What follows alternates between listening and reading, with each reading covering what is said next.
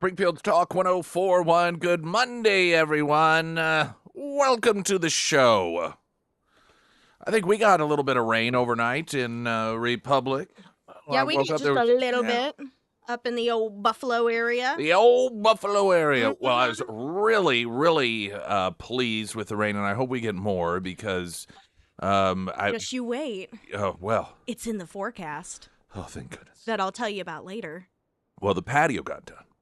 It did? Yeah, Shirley, we had it. It already works. Does it? It already works. you invited Shirley We didn't even over? have to invite her.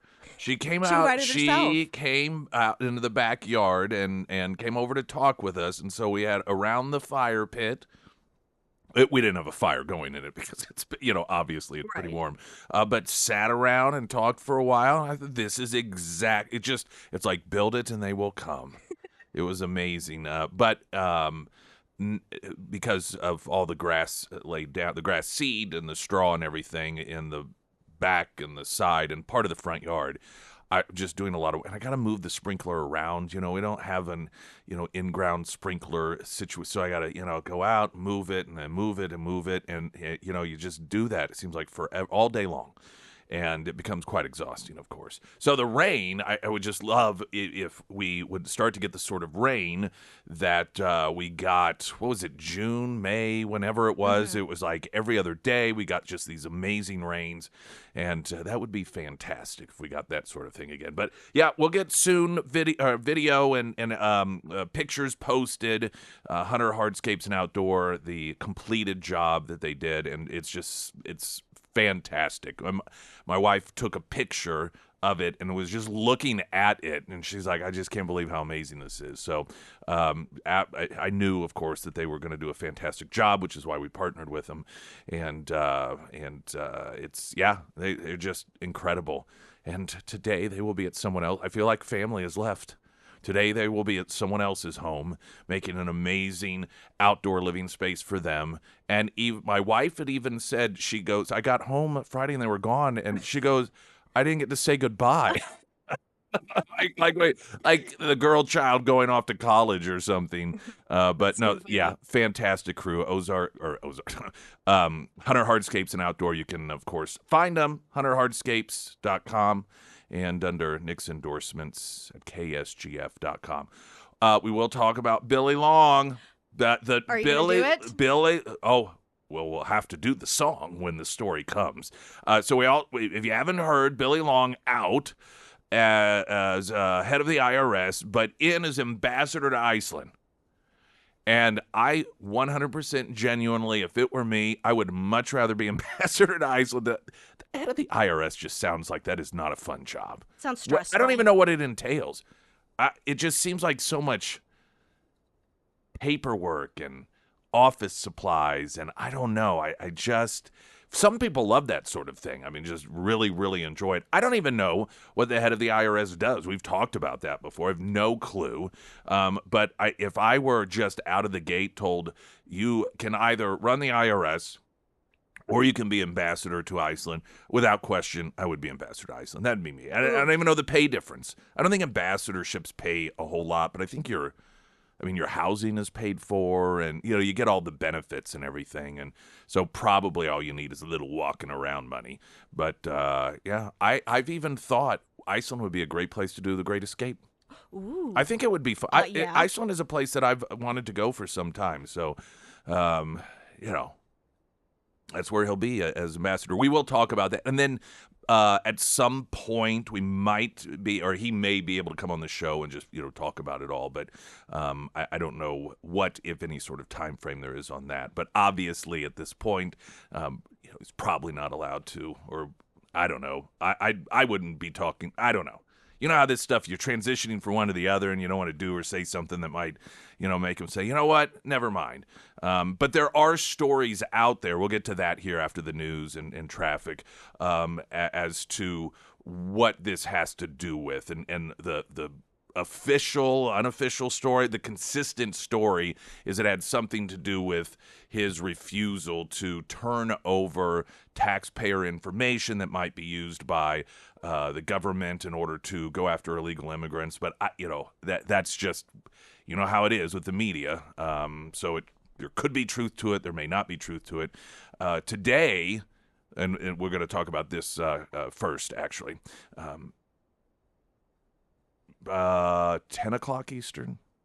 I believe 10. So around the time the show ends, I believe Trump is expected to hold a press conference specifically about crime in D.C. This is something that has been escalating, and Trump out there talking about the need to just federalize, at the very least, law enforcement to get the insanity under control in Washington, D.C. I mean, it is more dangerous in terms of murders per capita than what have been known as some of the most dangerous places in the world, like Mexico City and Bogota, Colombia, these areas that are synonymous with crime and the places that you're told as a tourist you probably don't want to go there.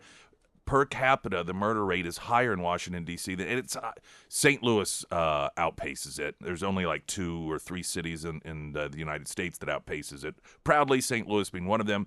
But that level that has essentially been accepted for years, by the people who run Washington, D.C. We'll play some audio, in fact, from 2003. This isn't new, by the way. Some on the left are trying to portray this as, well, it's because somebody that Trump likes. It's this, big balls guy that was part of Doge, and that's the only reason. That the crime really isn't that bad. They're trying to turn it into something bigger than it is. There was a local story from 2003.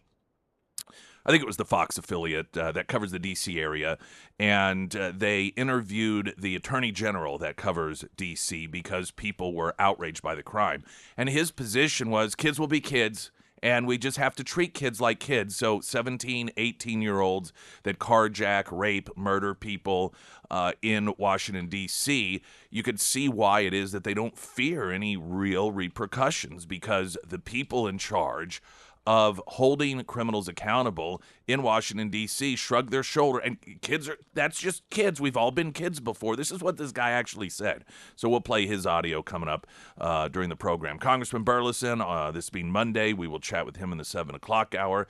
Pyramid Roofing Company, talk and text line 447-KSGF. If you want to text in any thoughts, comments right now. Latest news update.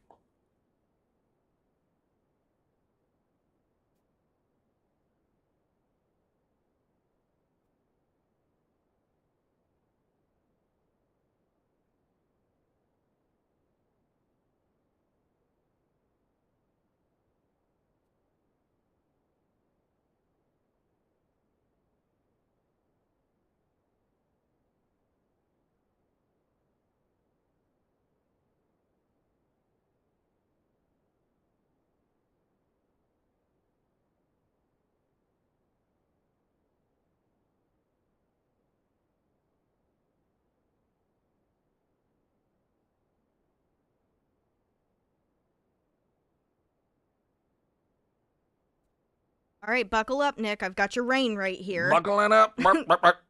Was that you buckling up? Yeah, it was. I liked it. The first alert forecast from Ozarks First meteorologist Tom Schmidt, sponsored by St. Clair of the Ozarks Home Improvements. Today we'll see a slight chance for showers in the afternoon, otherwise sunny and hot with a high near 92. Tonight, once again, slight chance for showers and then partly cloudy with a low around 71. For your Tuesday, a 50% chance of showers and thunderstorms and then mostly sunny with a high near 91. And taking a look at Wednesday, mostly sunny with a high near 90.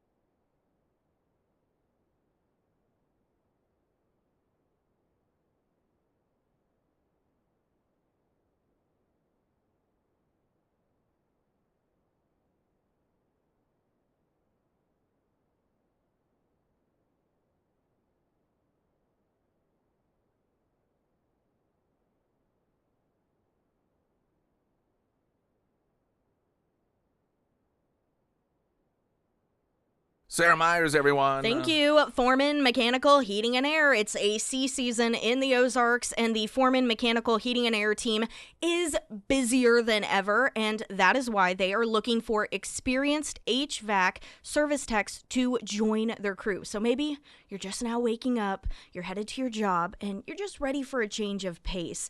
Reach out to Russell and apply today. If you have HVAC experience, a great attitude, strong work ethic, the Foreman team, they want to hear from you. And of course, if you're out there and you're needing AC services, whether you need a repair or maybe it's time to get a whole new unit, the Foreman team, they can help you out in that arena too. So either way, reach out to Foreman Mechanical Heating and Air today. Now you can find all of the contact information for Russell and his team under the Sarah's Endorsements tab at ksgf.com.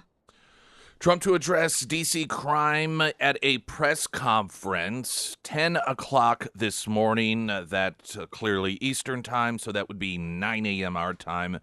According to his Truth Social post, follows weeks of shootings, violence in D.C., your standard Washington, D.C. culture. Last night, law enforcement responded to shots fired near Navy Yard. This story is from yesterday. And a group of over 100 youths riding dirt bikes and igniting fireworks, according to multiple accounts, because they know that they run everything. They are in charge. It's like Mad Max Thunderdome. Quote, Navy Yard, Washington, D.C., shots fired approximately 9:26 p.m. Shots rang out near the Navy Yard Ballpark Metro stop. A suspect was arrested. Firearms recovered shortly after. A group of 100-plus youths were gathered in the park, launching fireworks, riding dirt bikes, scootering on electric vehicles. Multiple federal agencies were spotted, including FBI and HSI, after the incident. The press conference on crime and beautification will be held tomorrow, 10 a.m. Eastern, in the press briefing room, and will not only involve ending the crime, murder, and death in our nation's capital, but will also be about cleanliness and the general physical renovation and condition of our once beautiful and well-maintained capital. Town Hall reporting if the federal government will spend billions of dollars renovating the Federal Reserve, then it will also clean up Washington, D.C. This is what Trump said in the Post. He went on to say, or post, we are not going to allow people to spend $3.1 billion on fixing up a building like the Federal Reserve, which could have been done in a far more elegant and time-sensitive manner for $50 to $100 million. The renovation would have actually been better, and we would have saved $3 billion, traffic jams, and never-ending construction. Mayor of D.C., Muriel Bowser, is a good person who has tried, but she has been given many chances, and the crime numbers get worse, and the city only gets dirtier and less attractive. The American public is not going to put up with it any longer, just like I took care of the border, where you have zero illegals coming across last month from millions the year before. I will take care of our cherished capital, and we will make it truly great again before the tent, squalor, filth, and crime. It was the most beautiful capital in the world. It will soon be again. Thank you for your attention to this matter. See you tomorrow, 10 a.m. The New York Post is reporting that the U.S. military is preparing to activate hundreds of National Guard troops to Washington, D.C. as part of the president's sweeping federal crackdown on crime in the nation's capital, according to authorities. He has yet to make a final decision. Now, this story is from, it's today's New York Post edition, at least digitally. Trump has yet to make a final decision about the activation of federal troops, but the National Guard is currently ready to deploy them to U.S. officials with knowledge of the operation confirmed to Reuters. The preparation comes as 120 FBI agents from across the country have already begun patrolling D.C. streets overnight and backing up area cops at carjacking hotspots, despite many lacking local patrol work training, the Washington Post reported. Be prepared. There will be no Mr. Nice Guy. We want our capital back, Trump wrote in the Truth Social Sunday Post. The possible order follows Trump making the District of Columbia safe and beautiful executive order signed on March 28th, which established a task force dedicated to crime fighting and reducing illegal immigration in the city. Quote, the homeless have to move out immediately. We will give you places to stay, but far from the capital. The criminals, you have no more You don't have to move out. We're going to put you in jail where you belong. And then, this story also has some of what I had read in the previous story, so it's just repetitive. Now, I'm interested to watch this play out because Trump manages to accomplish the sorts of things that all politicians talk about, but they take the exact same approach every time, and then the outcomes are no different, and Trump is different.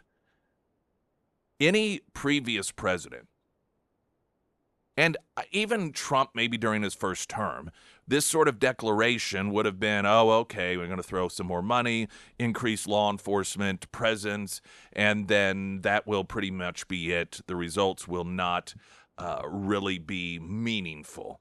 But given what we've seen with the border, given what we have seen with tariffs, given virtually everything that Trump has done that is, so outside the box from previous administrations, I think it could actually be done.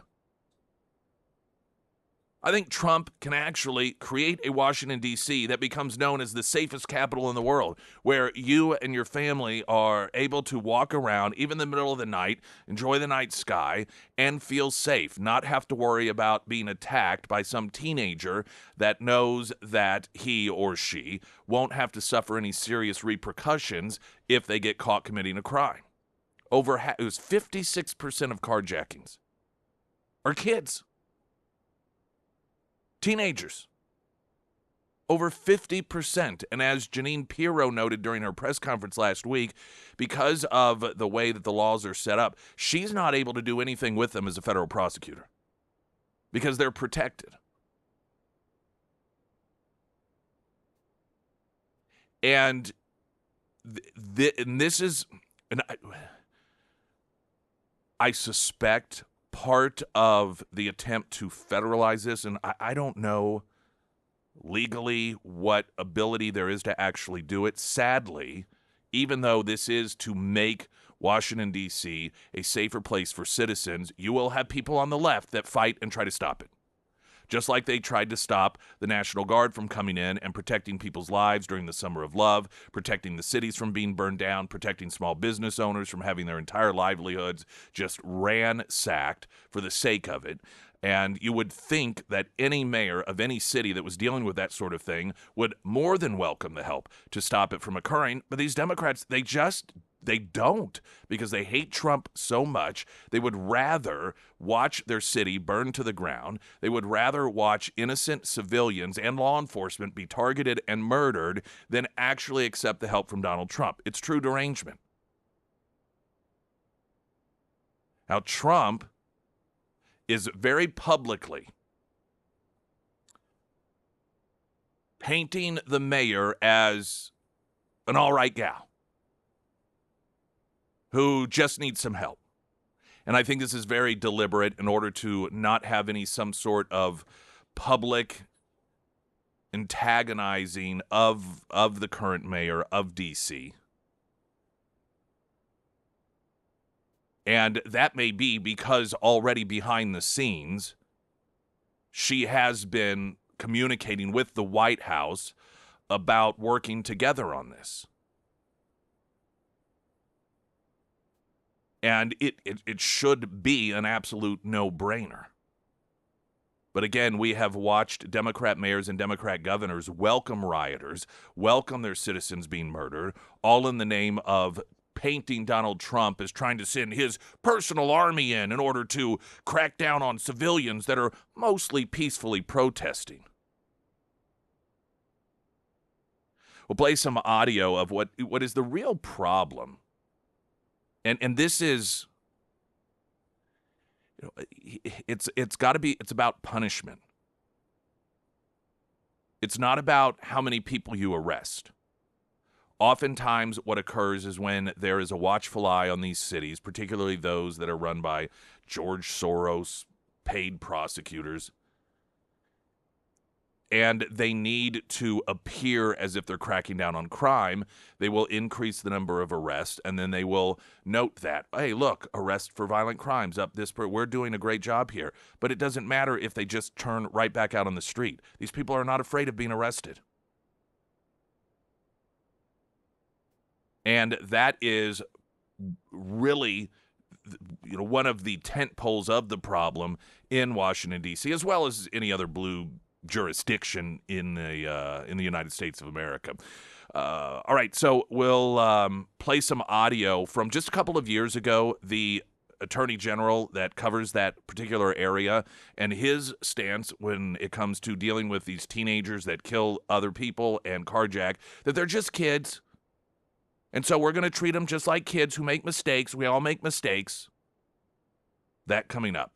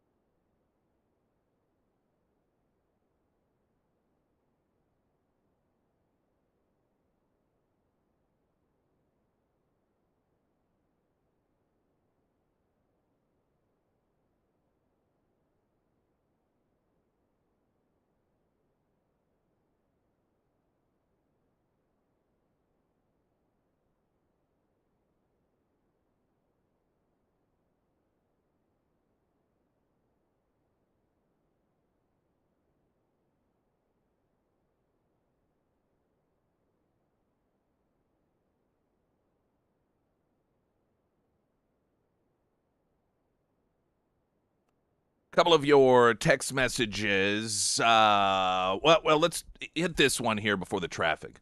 How much liberty will be sacrificed for this new safety? Because if history teaches us anything, it is that government never gets it right when they promise safety. This is regarding what is expected to be a 9 o'clock press conference, Donald Trump this morning, and making D.C. safe again.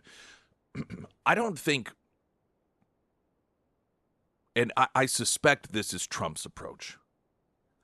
I don't believe that there is a need to add any new laws, make anything illegal that once upon a time was legal. All that needs to happen is hold the people accountable that are committing the crimes. To the point of the person who texted in, the left usually, sometimes the right can get in there as well, I guess. Their answer to a problem is just create new laws. Gun laws, for example, a perfect example. We need more gun laws. Part of the problem in D.C. is that when these teenagers carjack, they commit a crime with a firearm that is illegal, they don't get punished for it. Those laws they are not fully enforced. And for a situation like Washington, D.C., and frankly, most of the blue jurisdictions in this country, it's a problem that can easily be either fixed or certainly greatly improved simply by enforcing the laws that already exist. And that is, the arresting the people, that step generally gets taken, but then they're let right back out again, or they're allowed to plead down to something that is meaningless to them. And that is where the real problem is in so many of these jurisdictions. And so that is definitely a valid concern when government says we are going to make you safer. In these particular situations, however, there's not really a need for anything new to be on the books in terms of, well, we're going to, create a law that says you can't do this. And I don't know, there may be some curfew things that are thrown in there. I don't even think that's necessary. I understand how it could be utilized as a mechanism to get these criminals off the street immediately. But again, if the punishment isn't something that is going to make the criminal feel as if it isn't worth it, because that's what you got to do. This is all about opportunity cost. This is all about worth it. Carjacking, you may go to a youth facility for a couple of months. They don't care. That doesn't bother them. It's just another place to stay. And then they'll be right back out on the streets again. And it's just a matter of enforcing what is already there. And I think 90+% of the crime problem can be remedied with that.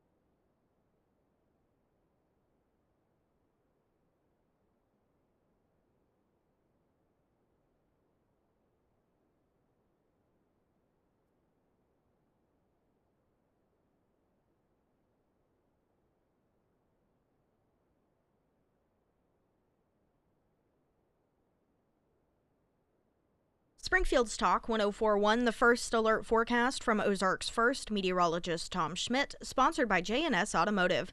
Today we'll see a slight chance for showers in the afternoon, otherwise sunny and hot with a high near 92. Tonight a slight chance of showers and then partly cloudy with a low around 71. For your Tuesday, a 50% chance of showers and thunderstorms and then mostly sunny with a high near 91. And taking a look at Wednesday, mostly sunny with a high near 90.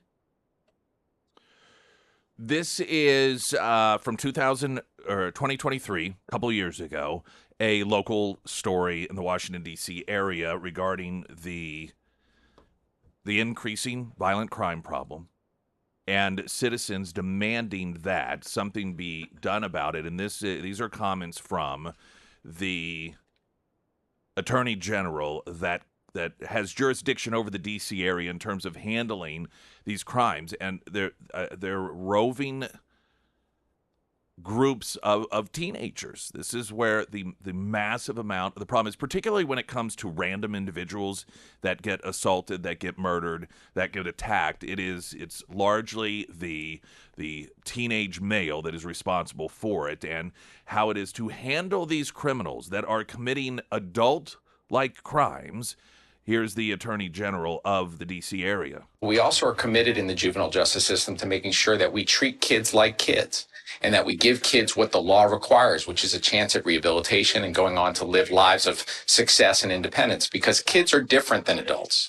And our job as the Attorney General of the city is to keep the city safe, but also to make sure we stay true to our obligation to young people. Do you think teens should be charged as adults depending on the severity of the crime? I don't think kids should be treated as adults. Kids are kids. And when you're talking about teenagers, in particular, their brains are developing, their minds are developing, and they're biologically prone to make mistakes. That's what we've all done as we've grown up. See, it's this mindset that is the problem.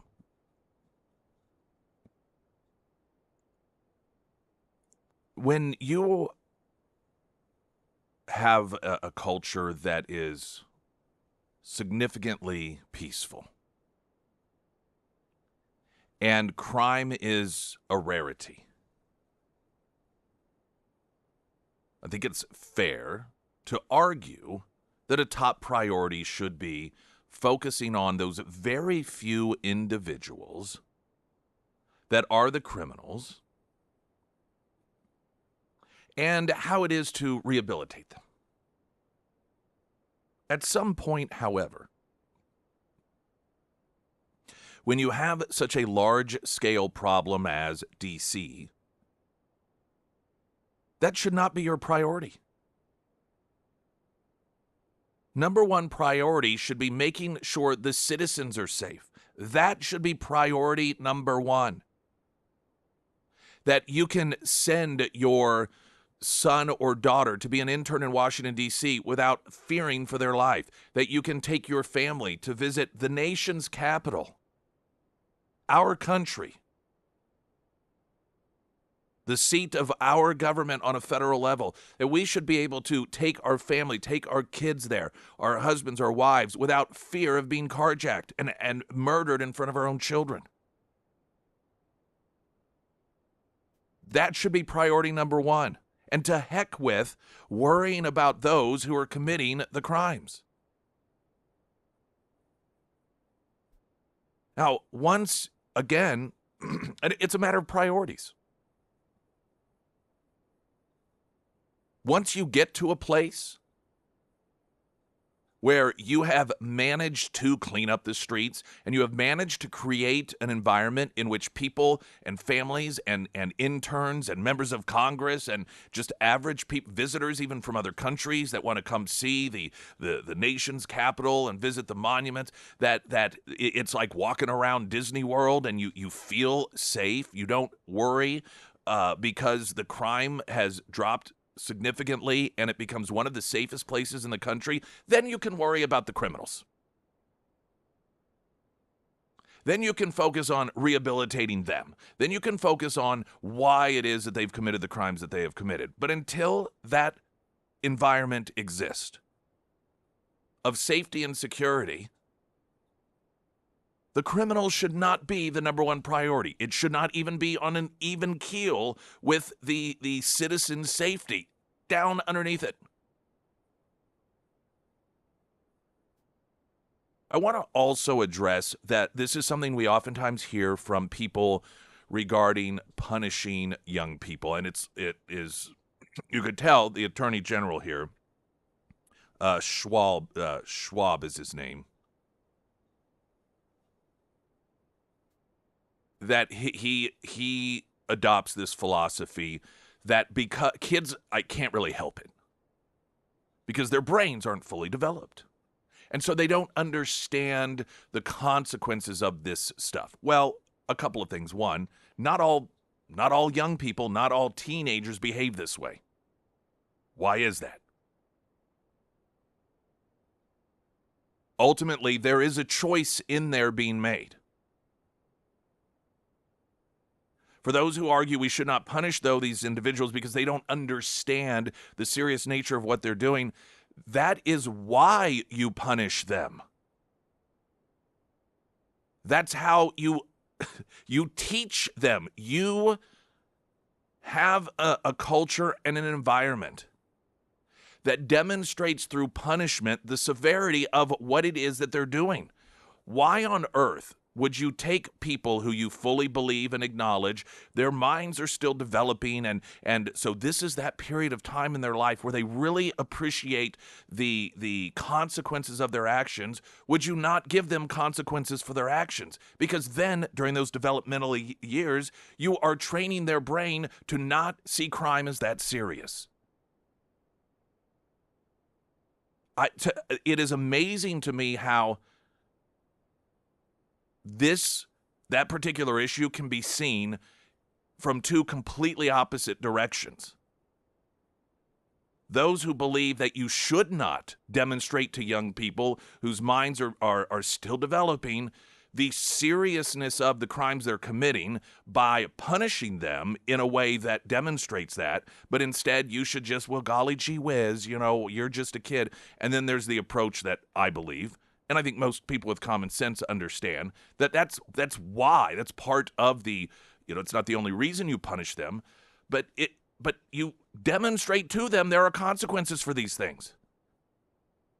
How else are they supposed, if you're going to argue they just don't know any better, how are they supposed to know any better if you don't teach them that there are significant consequences? I'm a believer that when it comes to particularly violent crime, the punishment that is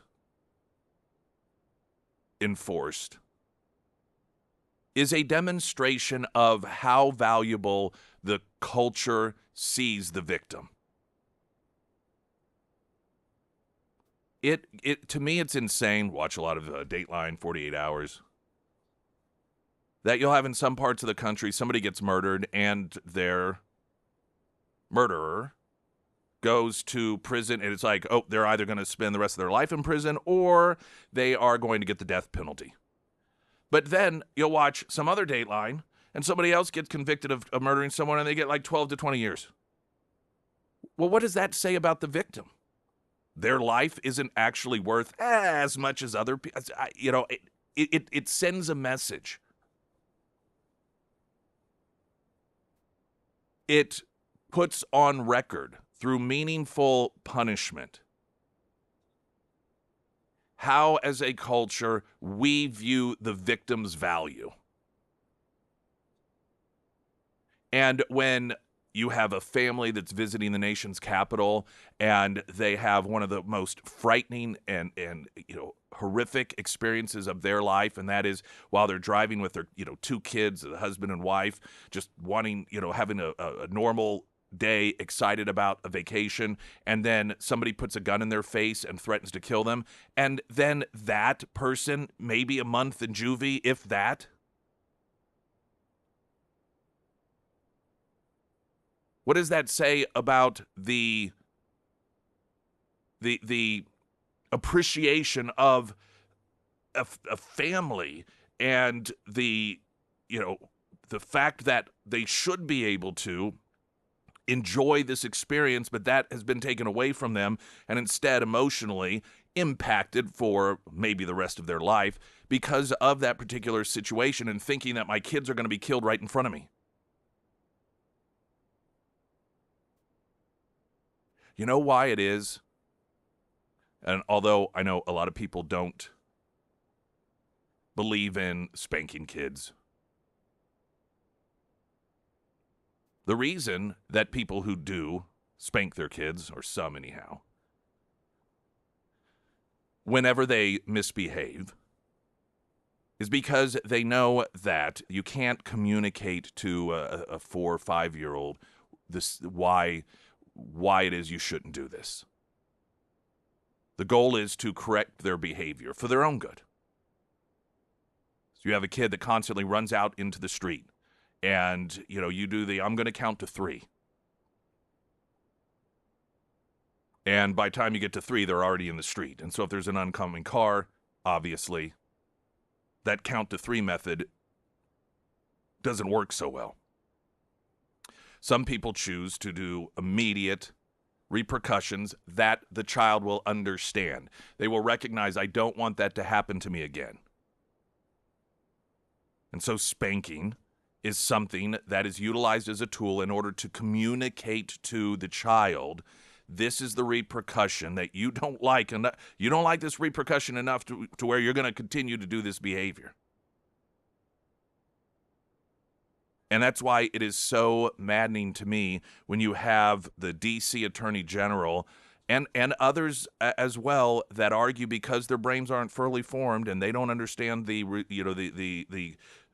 magnitude of their behavior, then we can't hold them accountable for it. That's exactly why you should. How else are they going to learn? Because what they're learning, taking that approach, is that there are no consequences to their actions, and their actions aren't that big of a deal. Springfield's Talk 104.1, I'm Nick Reed.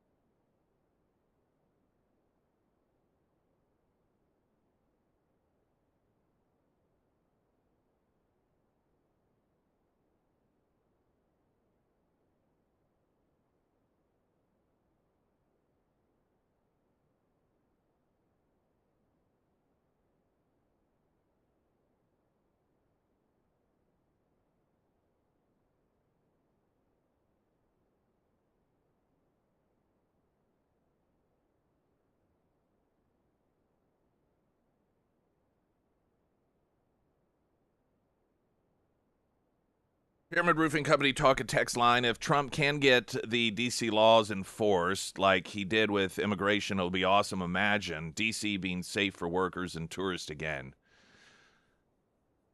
And another making the, and this is a standard contradiction of the left regarding the argument that young people who commit violent crimes should be treated differently. They should not be punished or treated like adults because they are kids after all. And this is based on comments that the Attorney General of Washington, D.C. has made about these teenage criminals. And that we've all been kids at some point. Kids will be kids. And that, because the brains are still developing, you can't really hold them fully accountable as if they are an adult. And the text in noting these are the same teens that are allowed to have sex change operations. We're told we should lower the voting age. And this is the standard contradictions, again, of the left. That every person and every issue is to be used for what the ultimate end game is, and that is power or rationalizing their own actions of failed policies. And so whenever they're pushing their agenda of underage kids getting sex change operations, oh yes, we should listen to kids. They know best. No one knows them better than they know them. But when it comes to enforcing laws and holding them accountable for crimes they've committed, well, I mean, they're just kids after all. I mean, their brains aren't fully formed. They can't understand the implications of decisions that they make. And so we can't hold them accountable for it. It's standard operations of the left, and that is complete inconsistencies other than just ultimately what is it that's going to help them retain power and rationalize their behavior. And so in some instances, that is, kids should be treated like adults when it comes to sex change operations, but when it comes to carjacking someone, well, we can't treat them like adults, because they're kids and their brains aren't fully formed.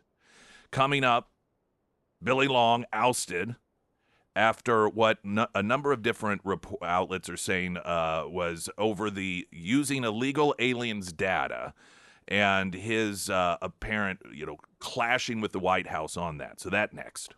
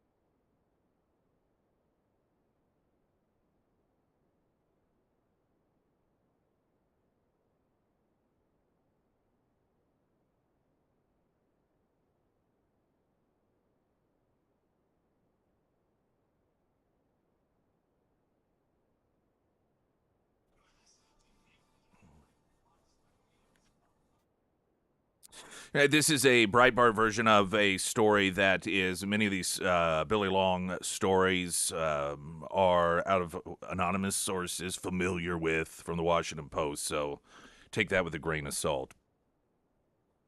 And it was announced Friday that Trump let Billy Long know that he was not going to be running the IRS after all, after just, I don't know, it was just a few weeks ago, I think, that he officially got that position. And instead, it's going to be ambassador to Iceland. And Breitbart reports that the IRS commissioner, Billy Long, was removed from his position hours after the IRS and the White House clashed over the usage of taxpayer info to find thousands of illegal aliens in the U.S., according to a recent report. Quote, two people familiar with the situation told the Washington Post that the Department of Homeland Security had sent the IRS a list of roughly 40,000 people that DHS officials thought were in the U.S. illegally. The IRS was asked to use confidential taxpayer data to verify their addresses, Per the outlet on Friday, the IRS revealed that it was able to verify fewer than 3% of the names immigration enforcement officials submitted. On Friday, though, the IRS responded that it was able to verify fewer than 3% of the names. The names the agency could match were mainly the individuals for whom DHS provided an individual taxpayer identification number. An ITIN is an IRS-specific ID that immigrants often use in place of a Social Security number on a tax filing. Undocumented immigration or immigrants pay tens of billions of dollars in taxes each year, which the ITINs help facilitate. The sources told the Washington Post that Long, who President Donald Trump picked to lead the IRS in December of 2024, previously told agency executives that his agency would not furnish confidential taxpayer info outside of the confines of the IRS's agreement with DHS. As Breitbart News reported in April, the Treasury Department and DHS were reported to have signed a partnership that would allow U.S. immigration and ICE agents to locate illegal aliens living in the U.S. So, that's appears to be, according to sources, I don't know. They don't even seem to be necessarily saying that was the reason why, but it was after that this occurred. I don't know, and at some point, perhaps we'll have the opportunity to talk with Congressman Long or IRS Commissioner Long, former I don't know what you refer to him as now. I guess Ambassador Long, I suppose. But I don't know that this just isn't a situation of, he was in there for a few weeks, and the people who ultimately, have a say, authority over the IRS, whether it's Besant or someone else, just felt that they weren't going to be able to work together and just wanted somebody else in there. Sometimes that's what you end up with. It's just people that have the ability to have sway over those who do the hiring and firing and saying, yeah, I just don't think our styles are going to work together. I don't, So now Long had issued a statement. Let's see here. Quote, "It is an honor to serve my friend President Trump. I'm excited to take on my new role as the ambassador to Iceland. I'm thrilled to answer his call to service and deeply committed to advancing his bold agenda. Exciting times ahead." And that is a statement that was issued by Billy Long after the announcement was made. And so, clearly there was this, reasons for, you don't just make a change like this without there being reasons for it. Do I believe sources close to the situation, as according to the Washington Post? No. Doesn't mean that it's not true, but it's the Washington Post.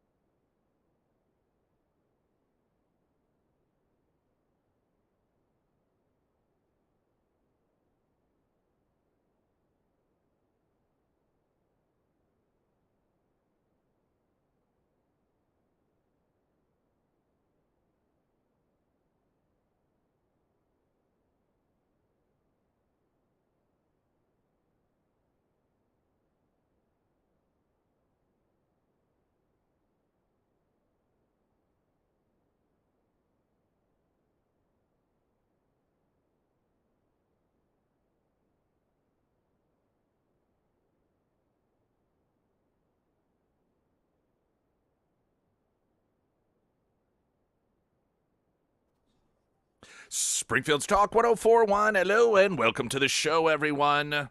My name is Nick Reed. Marissa recently purchased a vehicle at Pinnaker Honda, saying I had a wonderful experience at Pinnaker Honda from the moment I walked in. The team made me feel welcomed and valued. Cameron, my salesman, didn't just try to sell me a car. He took the time to really get to know me, understand what I was looking for, and made the whole process feel personal and stress-free. Ryan in the finance department was just as amazing, explaining everything clearly, making sure I was comfortable with each step. Both Cameron and Ryan went above and beyond. It truly felt like they cared about more than just making a sale. I'm so thankful for their help and would absolutely recommend Pinnaker Honda to anyone looking for a genuine and positive car buying experience. And most people know that it doesn't have to go that way. Most people have been at least once in their life through the experience that made you think, I never want to do that again. I know I have, and it is the opposite. In fact, the most recent purchase that I went through was with the Pinnaker family several years ago, and it was such a turnaround from the previous experience I had elsewhere, and it's one of the reasons I share with you my experience and the experience of others with Pinnaker Honda, just south of Walnut Lawn on South Campbell. I forgot to tell you when I was getting the girl child's oil change over there in their maintenance department last week, I saw Barry. Oh, did you? Saw Barry in his natural workplace. Did he pretend that he didn't know you? Kind of felt like he started to. But so I didn't want. Oh, Bear. I didn't want to put classic Barry at Pinnaker Honda. I didn't want to push it. I didn't want to make him uncomfortable on his turf. He's used to being around me at Scramblers, and so it may have just been a little unusual for him to see me elsewhere. But overall, I felt like we're okay. Okay, good. Old Bear. We'll have to ask him. He's on, what, this Friday? Is he on this Friday? Yes. Yeah. We'll corner him. Mm-hmm.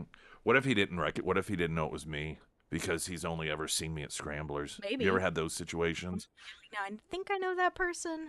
There was a guy that I used to see out periodically. Well, he would come. He would happen to be at Retro Metro when we were doing happy hour, but he wasn't there because of happy hour. It was just a place that he would frequent, I guess, on Friday nights. And I saw him at Sam's Club, and this was some time ago. And so I was like, "Oh, hey!" And I could tell immediately he could not place me. He's like, "Oh, hi." And so then when I saw him again later at Retro Metro, he made a comment about it. He's like, "Oh, man, I forget exactly what he said, but I was like, hey, trust me, I've been there 1,000 times. If you've only seen someone in a certain place, even if you have conversations with them, and then if you see them in some other place, sometimes it's just for whatever reason the brain is like, who is this person? I know him." So maybe that's what happened. Maybe. I'm overplaying this. He obviously knew who I was. I just like talking about Barry. Pyramid Roofing Company talk and text line. Can't wait for the Billy Long song. I failed to do it. I know. Boo. Talking about Billy Long. I even asked you this I morning know. before the show if you were going to do the Billy Long song. Well, it has to change. I mean, we used to have the Billy Long song, and then when he ran for the Senate and gave up his seat, and so we had this. We're like, oh, there goes the Billy Long song, and then it's announced that he's going to be commissioner of the IRS. So the Billy Long song can live on. And then Friday, I hear the first part of the news announcement that Billy Long has been relieved of his duties at the IRS. It's like, oh, but he's going to be ambassador of Iceland, so we get to bring it back. Billy Long, Billy Long, Reykjavik, Reykjavik. I think that's where the ambassador will live. I don't know. I don't know. Anyway, so the Billy Long song shall live on. Perhaps it can be some sort of viral anthem in Iceland. Yep, there we go. Yeah, because they do speak English. I think almost all of them speak English. I was watching a video about Iceland, and it was, or not a video, but it was a documentary. They go to different countries, and the host was asking the gal that was walking him around, how is anybody supposed to pronounce this stuff? Because it was a street name. And I mean, it's like, what? How? It's the whole alphabet just jumbled up. And she noted that, well, we all speak English also, so you won't have too much trouble if you visit Iceland. We got Congressman Eric Burleson. He will be coming up in just a couple. I hope he's not jealous. There's no Congressman Burleson song. That's the next one we have to work on. I don't know. It's a lot. Latest news update.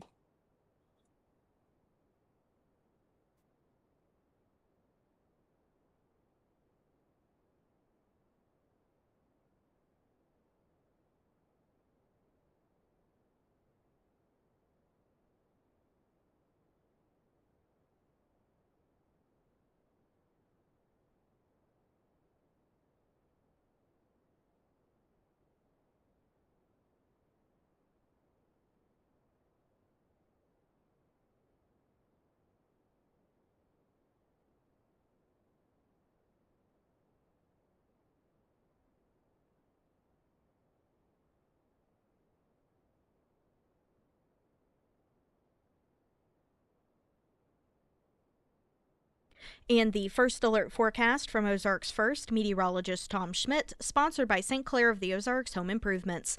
Today we'll see a slight chance for showers in the afternoon, otherwise sunny and hot with a high near 92. Tonight, slight chance for showers and then partly cloudy with a low around 71. For your Tuesday, we'll see a 50% chance of showers and thunderstorms and then mostly sunny with a high near 91. And taking a look at Wednesday, mostly sunny with a high near 90.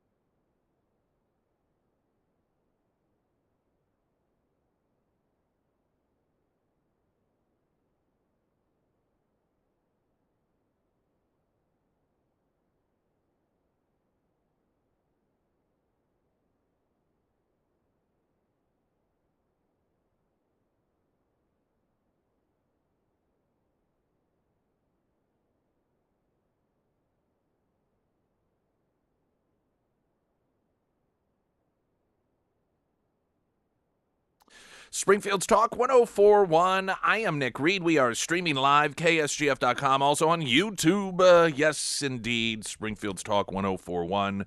Congressman Burleson joins us, and it's great to have you as always.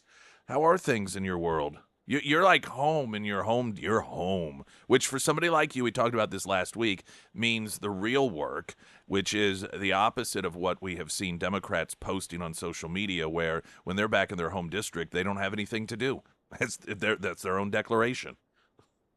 Apparently.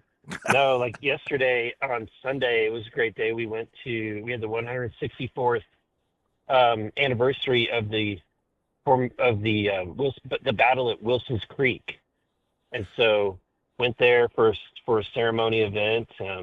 Got to see a lot of people in the community that care about our history and preserving our history. But it was a hot day. It's a hot day to wear a suit. Someone had texted in the following question, and they wanted to know, when will we see no tax on overtime? Will it show up on our paychecks? How's that going to work? And I said, I don't know. I'll ask Congressman Burleson, see if he has insight on this.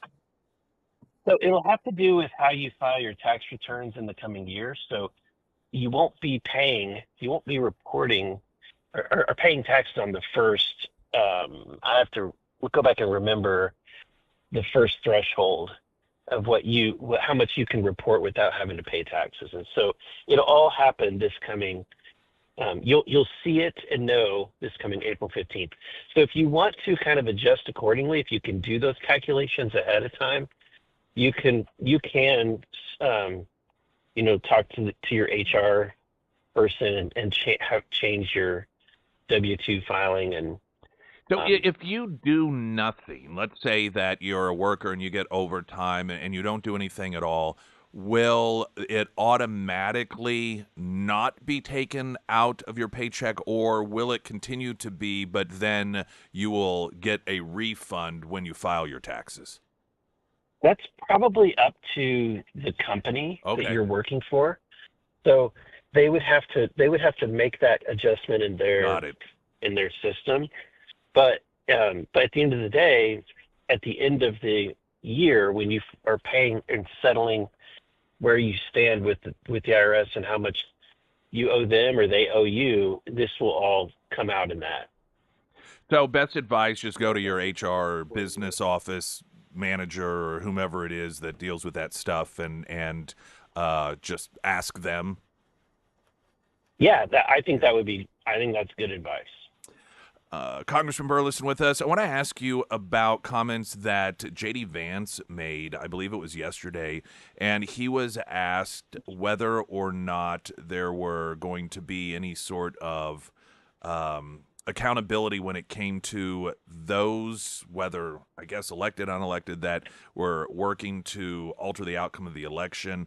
And he said with Bartiromo on Fox, I absolutely want to see indictments, and saying you indict people because they broke the law. And so it sounds as if he suspects that there will be some real accountability. A lot of times comments like that are not really, I don't know, people I don't think pay too much attention because they think, yeah, right. But it is Vance. It's this is something in the Trump administration, obviously, and whenever they make statements like that, it does give it, I think, a bit more credibility. What's the feeling there when you are in D.C.? I mean, is there any sense or talk that there may actually be people held accountable for what we've learned over the past several weeks, or is that still up in the air? It's a little bit hard to answer that question because you've got multiple factors going on. One is that there's this hesitancy to set high expectations because we have so many times let the base down. We talk about prosecuting all these individuals and then it doesn't happen. So there's that. But I would say that this administration has taken this seriously. Tulsi Gabbard's office has released some pretty damning material, and so she's referred that to the DOJ, and they have formally opened an investigation. So these individuals, at the very least, are going to have to spend a lot of money on attorneys, and will have to go through the same kind of process that they put President Trump through, in terms of a legal process. And if there is enough evidence, then a jury will convict them, and they will face punishment.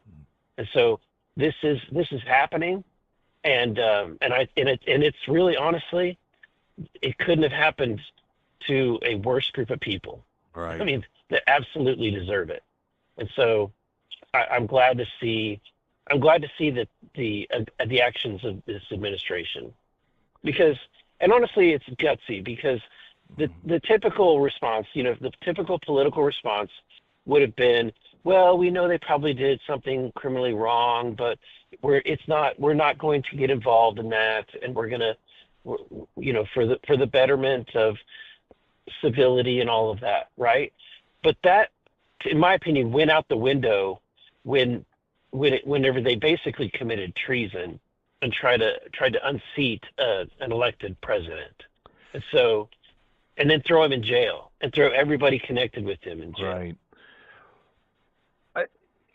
Trump has, I believe, really changed the DNA in a meaningful way of the way that Republicans operate. And I don't know that there's a more clear example of that than the unapologetic way the Republican Party is moving forward with redistricting. You know, to the point about the way in the past, Yeah. perhaps Republicans would have dealt with prosecuting those who committed crimes.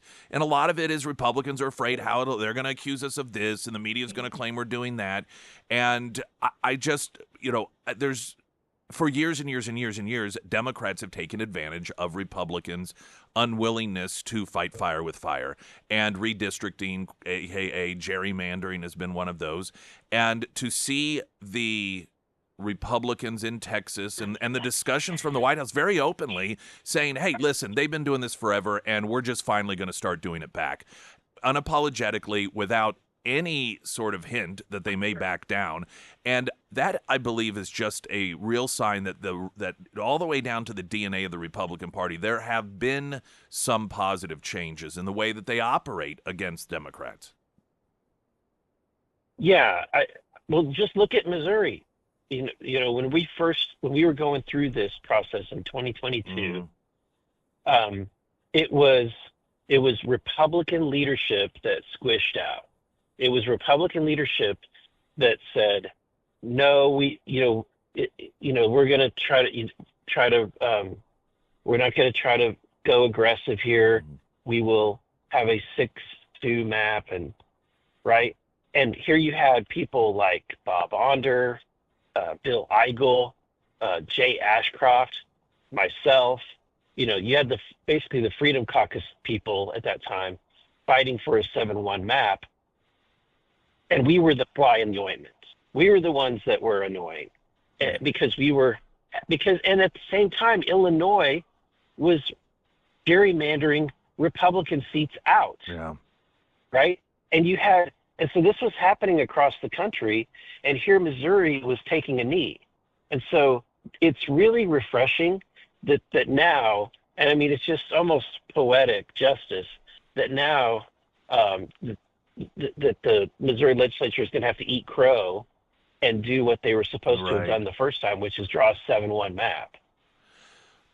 I think part of the reason that this is not a winning issue for Democrats is because people are at least familiar with the concept. They've heard the term gerrymandering for their whole life. And if they've ever been paying attention even the least a bit amount, they may not have necessarily known what it meant. But I think most people probably remember reading about it in high school, in your history courses.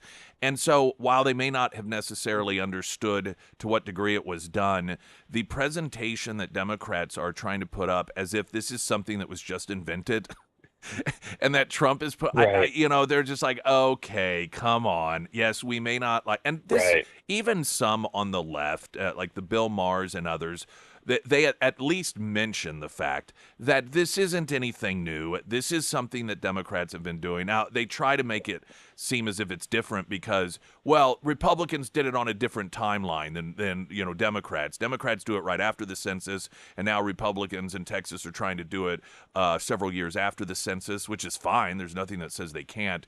And so they're trying to differentiate it to some degree. But I think that this, to most people, seems as if it's a lot of thrashing about over something that has existed for a very long time. Yeah, it has. I mean, you look at Illinois, they don't have near the protections that Missouri does in our Constitution. They've got some things that you would truly say that looks alien or something that's just wild, a district, right? In Missouri, you have to be concise and contiguous. And so you're basically drawing circles in Missouri. And of course, they're not perfect circles because you're getting exact number. I mean, down to the person, the population split for each congressional district. So that, and I mean, sometimes they would have to literally draw in one house across the street in order to make the numbers work, right?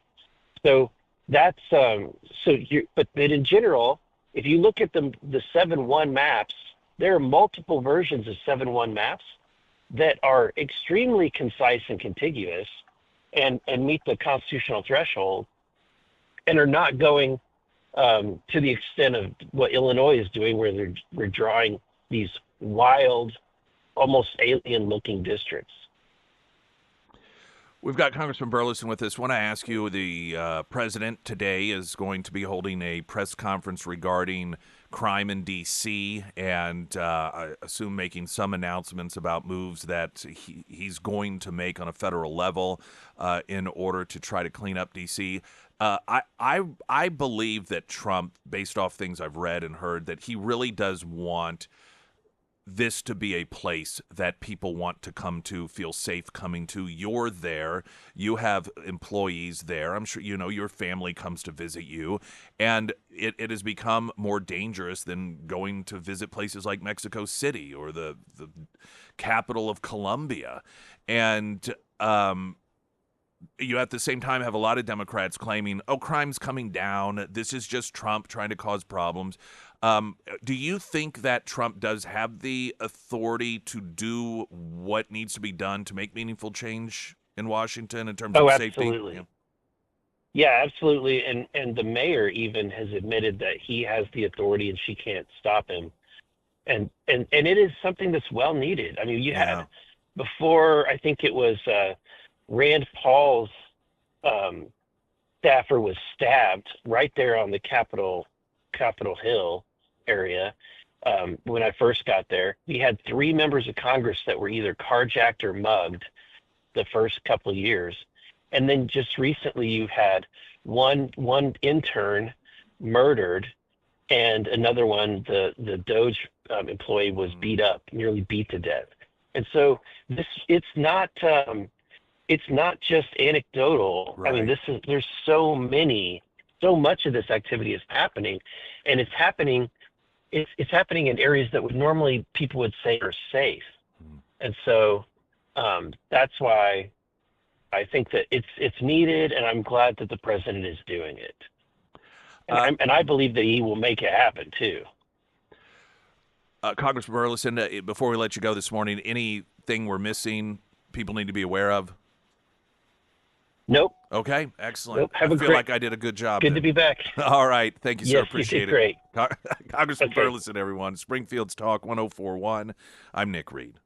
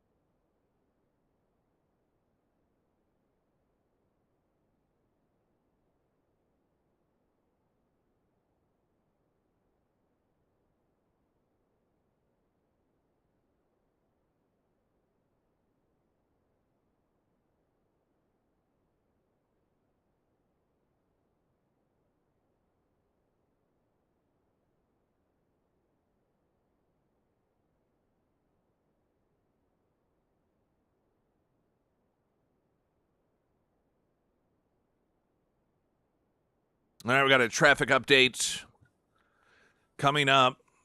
Pete Buttigieg polling 16% of Democrat primary voters said they would support him. When it comes to the black population, 0.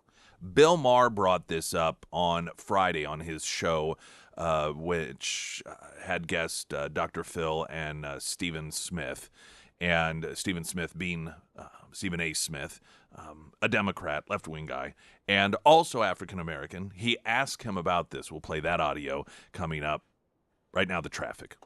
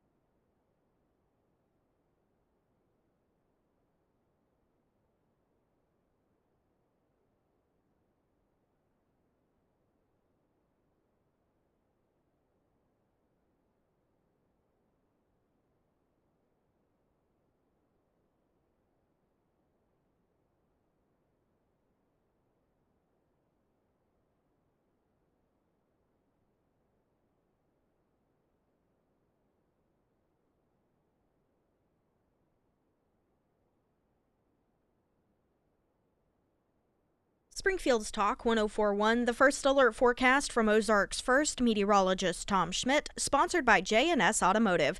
Today we'll see a slight chance for showers in the afternoon, otherwise sunny and hot with a high near 92. Tonight we'll see those slight chance for showers and thunderstorms continue and then partly cloudy with a low around 71. For your Tuesday, a 50% chance of showers and thunderstorms and then mostly sunny with a high near 91. And taking a look at Wednesday, mostly sunny with a high near 90.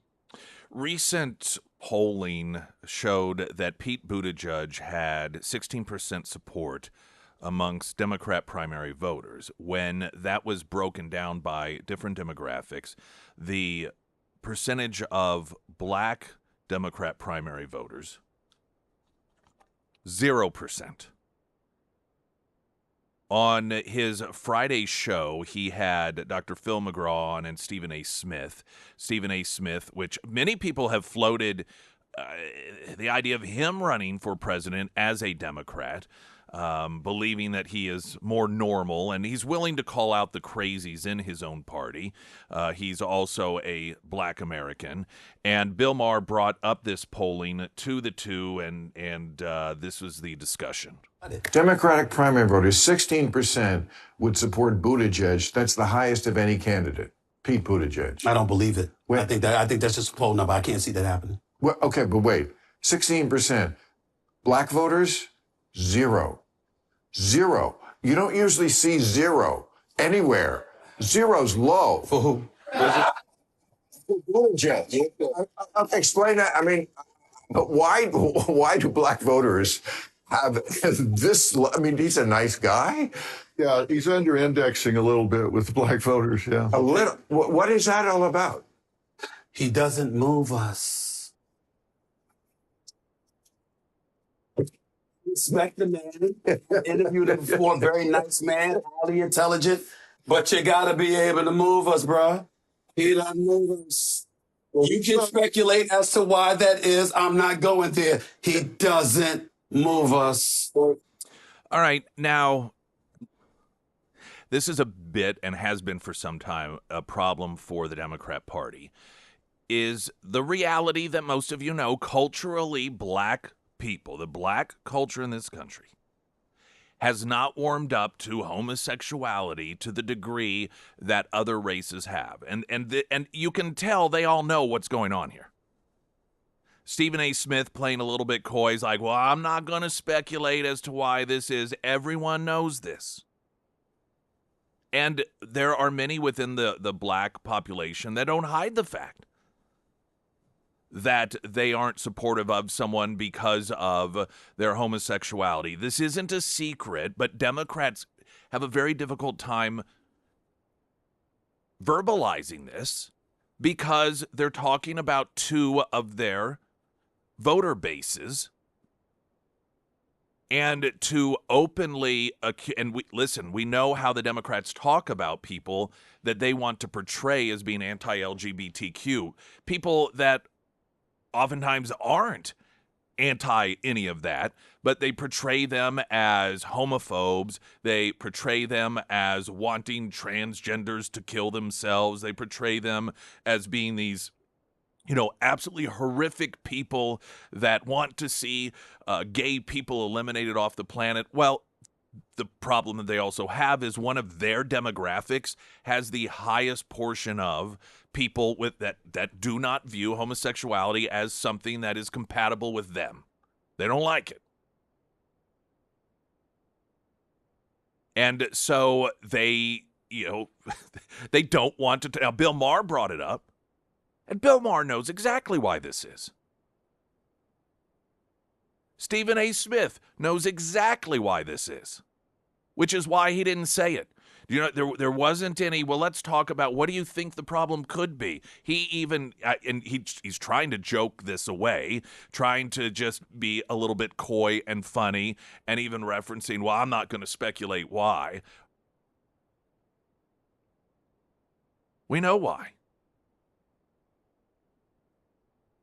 And I think that this is a pretty profound. You think about two of the relatively high-profile Democrats that are oftentimes referenced as potential candidates for the presidency. Pete Buttigieg,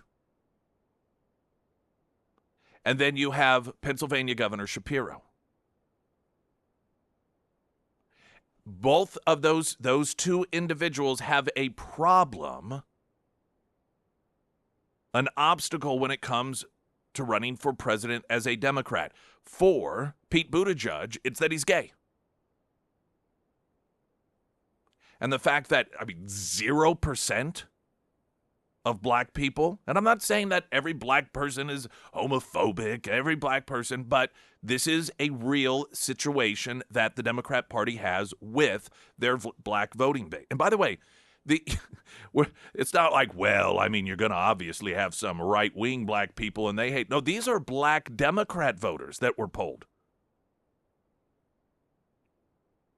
If there are, a significant number of people within the black population that are okay and accommodating with the LGBTQ lifestyle, you would think it would be in the Democrat Party, but 0% behind Pete Buttigieg, which is well below the average for Democrats.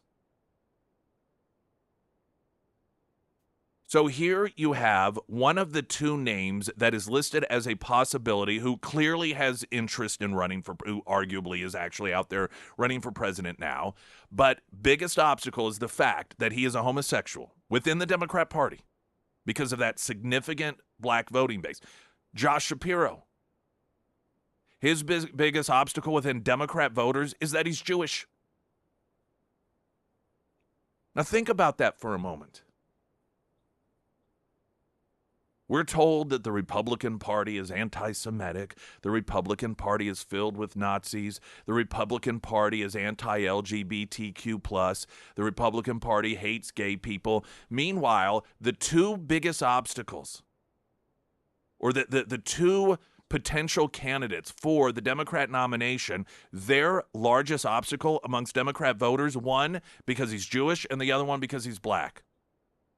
Now you tell me which party has a problem with homophobia. You tell me which party has a problem with anti-Semitism. You know, you can throw around labels all you want. You can name call all you want, and the left, with the help of the media and pop culture, has done a very successful job at painting Republicans as racist and homophobic. Up until October 7th, they did a good job of making people think that anti-Semitism was a problem of the right, but that has just become so unavoidably untrue in terms of recognizing that it's on the left, that isn't as much of a problem any longer. But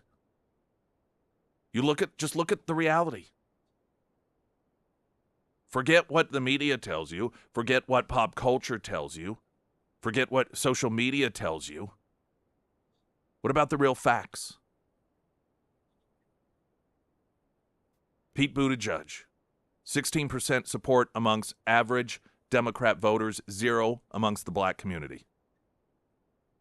Shapiro, passed over as the vice presidential candidate specifically because he was Jewish and the significant portion of the Democrat base that is anti-Semitic. That's reality. Those are facts. And that is the Democrat Party in 2025. You know, I saw somebody had sent me another story, KY3, and oh, no, it was you who sent me the NAACP and whatever that other organization they masquerade, I think, as Christians or something, faith-based organizations, and they're all up in arms because, you know, that group of white people might all live together on a piece of land that they buy, and we just can't have that. It's like, that, are you serious? That's what your focus is on? Look at your own party.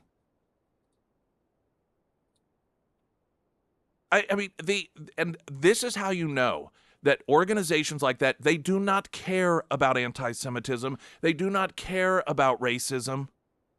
You think about this. You look at the polling for Pete Buttigieg thing again with the black community. The NAACP, maybe you ought to worry about that.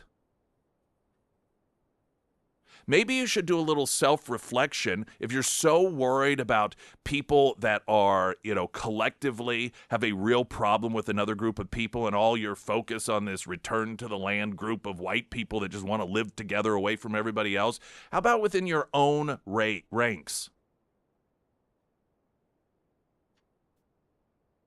Or the anti-Semitism in your party? You see how they use a story about a group of white people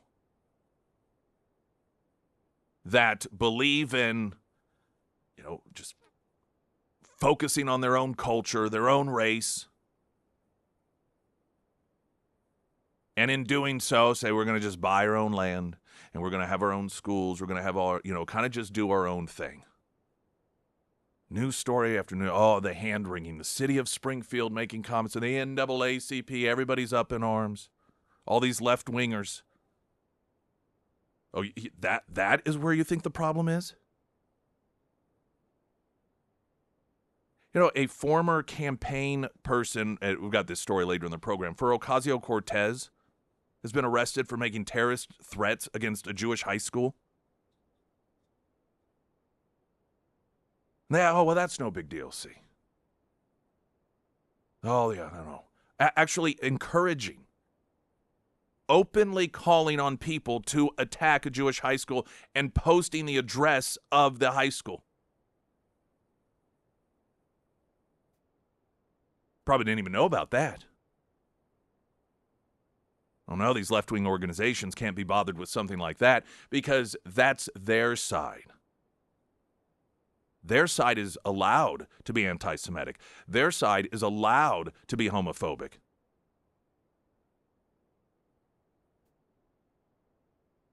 Because just like everything else,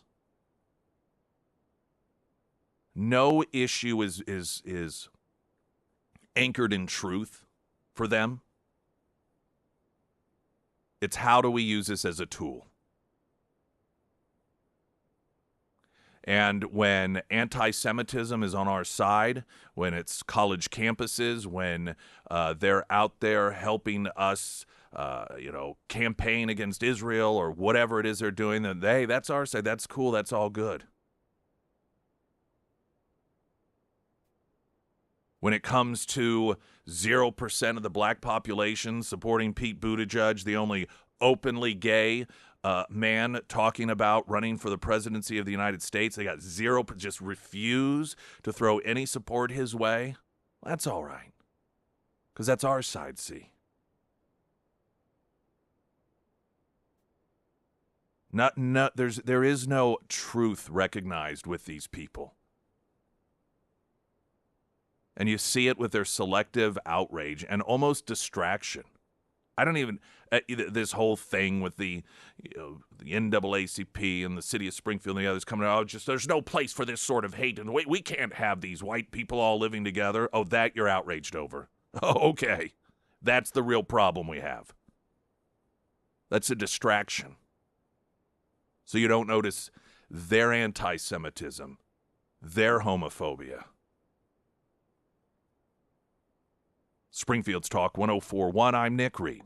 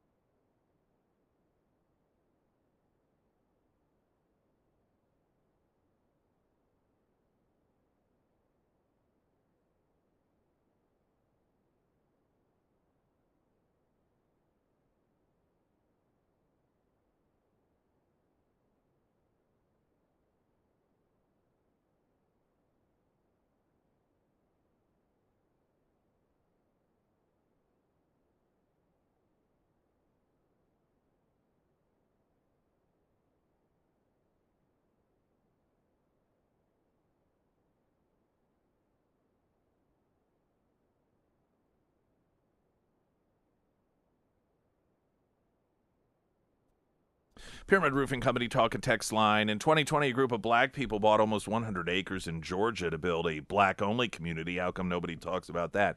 And it was last week or the week prior, we played audio from the local story that was done then. And the story wasn't done like we see stories here about an all-white community, about how bad it is. There's no place for people to try and segregate based off of race. This sort of hatred, we're better than that. No, the story that we played from a local affiliate down there in Georgia was just about how wonderful it was.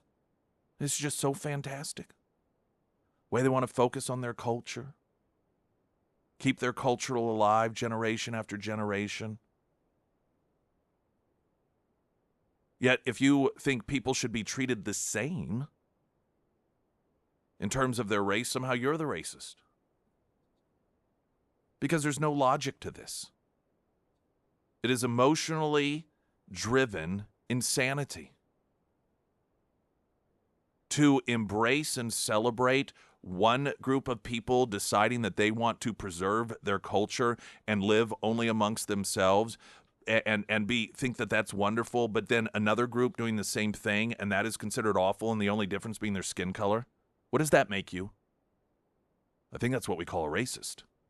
Once upon a time, anyway.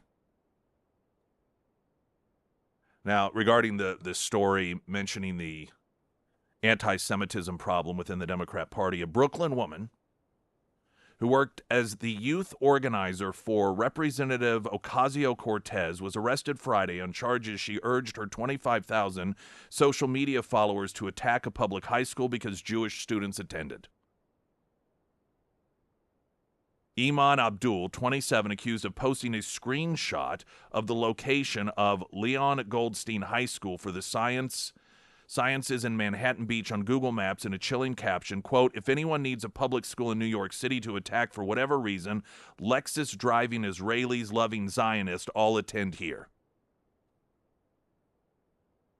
They're all gone on birthright, it added, referring to a program that offers free 10-day trips to Israel for Jewish young adults. The NYPD arrested Abdul at her Brooklyn apartment on Friday, the day after she made the post, charging her with making a terroristic threat, acting in a manner injurious to a child, aggravated harassment, and making a threat of mass harm. Abdul worked on the Democratic primary campaigns of socialist politician Ocasio-Cortez and a Democrat state senator, Julia Salazar, in the summer of 2018. She was a paid canvasser for Salazar, the lawmaker told the Post. She also described herself in a 2019 interview as a student at City College, New York, majoring in childhood education, sociology, and Latino studies, and a director of Integrate NYC, a youth-led group advocating for desegregation of city schools, well, except for Jews.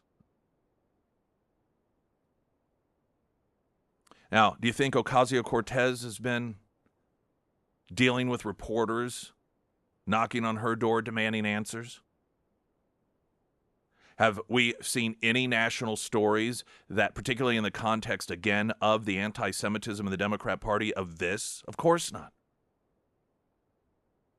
Because being anti-Semitic is perfectly fine as long as you are a Democrat. That is your home. Springfield's Talk 1041, I'm Nick Reed.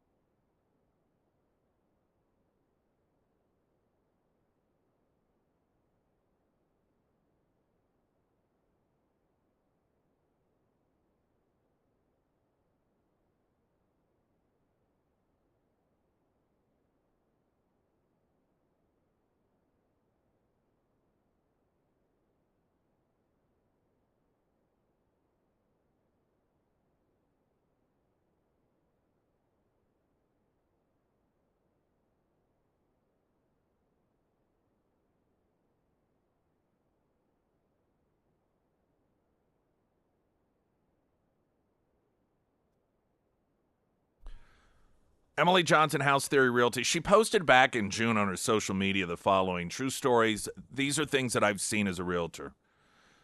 A buyer using the toilet, not flushing. Potential buyers testing out the homeowner's bed as if the bed came with the house. A couple making out on the back deck.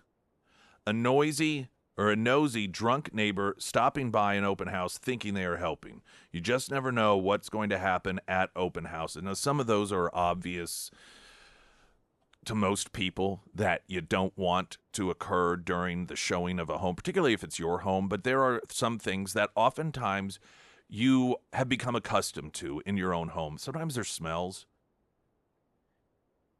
maybe because of pet or because of smoking or because of, particular spices you like to use when you cook, that to you, you don't even notice it, but that is the first impression that people may have when they walk in the door. They get hit with a smell that they aren't used to. And that first impression can make the difference between a buyer and someone who passes on it.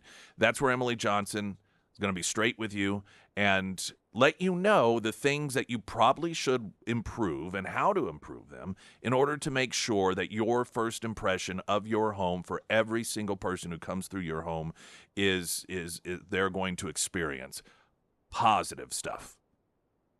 That's what you get with Emily Johnson, House Theory Realty. You can find her on social media, of course. And you can also find her under Nick's endorsements at ksgf.com. All right, coming up, Jasmine Crockett asked during an interview about the reports from some of her former employees that she is a psychopath. We've got that plus some other fun Dem news all ahead.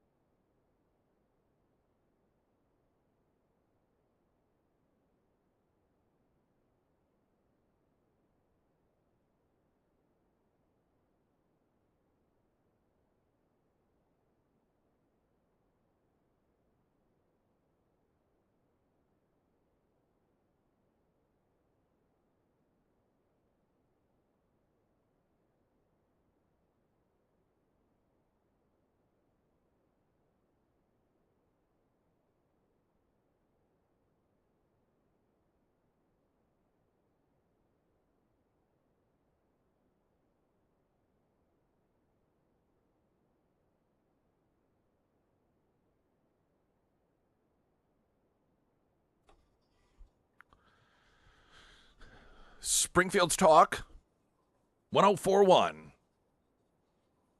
We are streaming live, KSGF.com, the KSGF app. Podcast will also reside at those locations as well as Spotify, iTunes. And then we do stream video as well as the audio on YouTube. That is Springfield's Talk 1041. And those stay archived also. So you can go back and watch previous episodes or share them if you'd like to do that. Feel free. We'd love for you to spread around the love. It was a story in the New York Post last week that was gathering a degree of attention regarding one of the Democrats' shining stars, Representative Jasmine Crockett of Texas. And it was on the heels of a piece in The Atlantic that was done weeks before in which she gave the media outlet, which is left-leaning, essentially a pre-approved list of people they could talk to in order to do a biography on her of sorts. And they also decided to talk with some of her Democratic colleagues, and when she found out that they were speaking to people without her permission, she tried to retract her permission, not understanding how freedom of the press works, apparently. And among other things, the Atlantic piece noted that they really couldn't find any colleagues to say anything nice about her, and how she had argued that she should be chairing a committee once Democrats, if they and when, reclaim power, that a committee that she currently sits on, she should chair it because she has more followers on social media than the other Democrats do.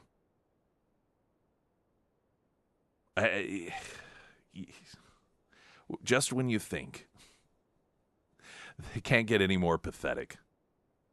Last week, the New York Post had a piece that was built around former individuals that worked in her office or in some capacity with her office. And the theme was similar to what was known about Sheila Jackson Lee, and just a horrible person, treats people like crap. And these are people that are, these are Democrats. It was noted that when a posting was made looking to get new people to work in her office, they couldn't even get, because her reputation for how she treats people is so bad, they couldn't even get people to apply for open positions in her office. That's how bad it's become.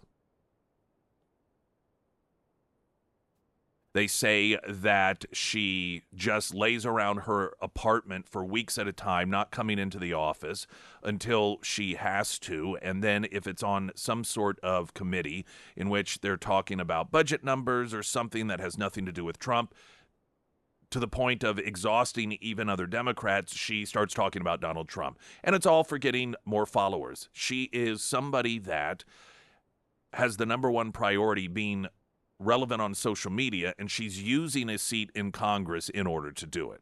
This based off of the description given by numerous Democrats on Capitol Hill. She was asked about the recent New York Post story, expose, if you will, and this was her response to the query. Crockett, you gained a lot of attention by being a rather fierce critic of the president. Some of your language in this interview suggests as much. Teddy Roosevelt told us to be in the arena means to be scrutinized and to be criticized. The New York Post has a story today that has a headline that reads, "No-show boss from hell who terrorizes staffers," referring to you. Are you a no-show boss from hell who terrorizes staffers? Oh my goodness. Listen, I know that I have arrived, honey. That is the way that I see this, because as Beyonce says, if they're not talking about you, then obviously you must not be doing anything. You know what? This is just more slander, more nonsense, more lies. And honestly, I don't think that the New York Post would probably be the first ones to be able to figure out if I was a boss from hell. I just don't think so. I have happily served on the state level for, I did 2 years there, and now I am at year 2.5 on the federal level. And so 5.5 years in, all of a sudden, I'm this terrible person and terrible boss. Yeah, I don't think so. Well, apparently it isn't all of the sudden. It's just all of the sudden it is being discussed. Now, in terms of her claim that they're all lies and slander and so forth, all right, maybe. If that is the case, why is it that so many people who are Democrats are slandering you? Why is it that so many Democrats are lying about you? If these were Republican sources, then you could chalk it up to, well, they're just afraid of me because I'm effective, and they're worried that my messaging is going to resonate with the American people and expose how horrible they are. So this is their attempt to try to discredit me. The problem she has is these are Democrats that have been talking. And it's not just the New York Post. The Atlantic also had a very, very difficult time finding any Democrats that would say anything about her that was positive. One of which exposed, to the Atlantic that, and this is, it should be humiliating. It was a Democrat that revealed she argued she should head a committee because she has the most followers. The people that work for her as Democrats who believe in the Democrat message, who hate Donald Trump, they're the ones who are saying these things. So this means one of two things. Either they are all telling the truth, and she is, in terms of a member of Congress, a worthless piece of crap that is only there in order to try to get her social media credibility up. And she is a horrible person in terms of how she treats others. Or there's a conspiracy amongst Democrats, some elected, some unelected, some interns, some employees, that have decided to utilize outlets like the Atlantic and the New York Post to try and sabotage her career as a member of Congress. And if that conspiracy is true, then that, of course, leads a rational person to ask, why would they do that? Now, what I believe is that these things are true, but they are also being openly discussed or fed to the media, not because these are people who just want the best and most honest people in Washington, D.C., and partisan politics aside, and yes, I put America before party, but because the decision has been made by some Democrats that this is one they need to get rid of. That this is an individual that harms their reputation, that while they are struggling to get or try to figure out a way just to get normal people back, losing the average normal person as a voter, and recognizing that when she opens her mouth, the things that she says is a turnoff to the average American. She does not do them any good. She does them harm. But the media, they just can't get enough of her because she says all of the things about Trump that they want to say. And they don't have the discipline to keep her off the air as a recognition that having her on there hurts them as left-wingers, because she scratches that itch for them. As much as they want Democrats to have credibility and to be seen as credible, the desire to hear somebody rail on Trump and to call his supporters Nazis, that's a drug they can't get enough of. So they can't help but continue to put her on TV. And so I suspect what we're seeing here is the Democrats' attempt to sort of eventually work her out. And this redistricting that's taking place in Texas, in which she's going to be essentially drawn out of her district, which means she's going to have to run in another one. And, what that makeup looks like, I don't know. But, the timing of all of that occurring, in which that is going to be something that is going to be new territory for her. She's not going to have the ability to run in the same way that she did before. All of the timing of this, it just does appear as if there are powers that be that want her gone. and that would be the Democrat Party. Republicans love her. I mean, they put her on as much as possible. Keep her on these networks so that the average American can see this is an example of the Democrat Party and the direction it's headed. Between people like her and Mamdani and a lot of the other openly anti-Semitic lunatics within the Democrat Party, the Republicans, right or wrong, view that as a positive for the Republican Party. Latest news update.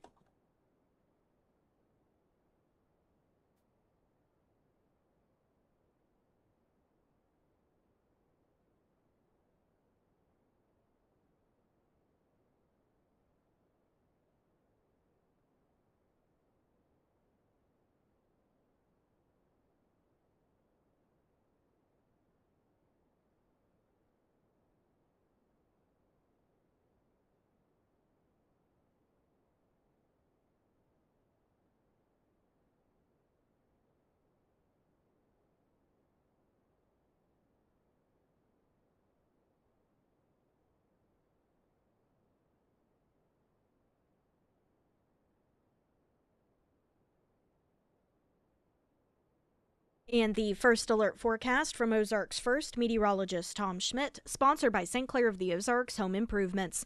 Today we'll see a slight chance for showers in the afternoon, otherwise sunny and hot with a high near 92. Tonight a slight chance for showers and then partly cloudy with a low around 71. For your Tuesday, we'll see a 50% chance of showers and thunderstorms and then mostly sunny with a high near 91. And taking a look at Wednesday, mostly sunny with a high near 90.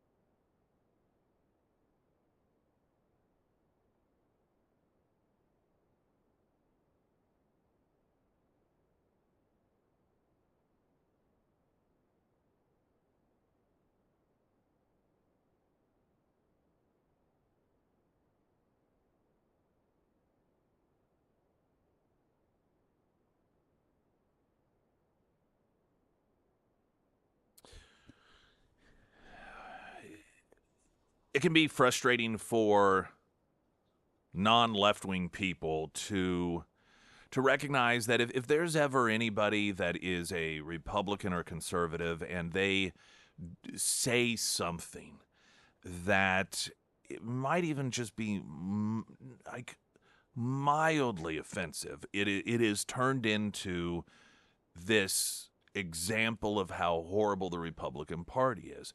But people on the left, they just do the hold my beer thing and oftentimes do and say some of the most horrible, hateful, awful things, but it never really gets any sort of coverage, of course. And I found a couple of stories that I wanted to share with you. One, there was a video that was making the rounds on social media back in 2023.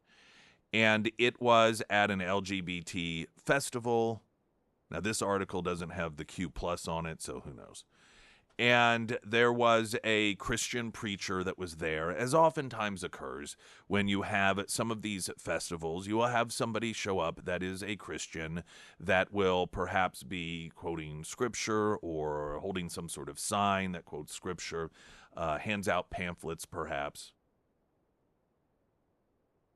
And in the video, that has been on social media since 2023, because that's when this event occurred. The preacher was, approach isn't even really the appropriate term. I mean, while he didn't get physical with him, there was an individual who didn't take kindly to the preacher's Christian message, and with a blowhorn at times got in his face, screaming and yelling some of the most graphically perverted things. That the audio of it, there was no point in even playing it and bleeping things out because you wouldn't hear anything at all. Some of the things that he said he would do to the preacher's mother of a sexual nature, and you could tell. So this person, you can tell when a person is out of control. That's what this person was. And the video that always circulated, the guy's face was blurred out. Well, it has resurfaced or gotten renewed attention because the Dallas Express somehow uncovered the fact that this individual is the mayor of Arlington, Texas. At the time of the confrontation, Ross was serving as mayor of Arlington and currently still holds the same position. And you've seen probably people get into fight and yell, but then that level where you almost feel uncomfortable because you sense that this is a psychopath who is out of they do not have control of themselves. We'll post it up so you can watch it yourself. Definitely don't want to watch it anywhere in which, like work, not safe for work. Now, depending on where you work, I guess. Now, the Tarrant County GOP chairman, Beau French, said that the mayor of Arlington needs to resign immediately over the conduct. Speaking to the Dallas Express, the precinct chair, T.K. Campbell, said Ross's unprofessional behavior mirrors that of prominent Democrats who've clung to cursing as an apparent political strategy. Well, this guy took it to 11. Campbell said the now mayor of Arlington's vile, profanity-laced rant at the late Reuben Israel, a Christian street preacher, is a disgrace. Perhaps the mayor was stressed out because of not being able to pay his taxes of late, but his unprofessional conduct mirrors the worst of today's cursing Democrats. Leadership demands better. Now, the reference to taxes is because this guy apparently owes the IRS over $175,000, including penalties because he doesn't pay his taxes.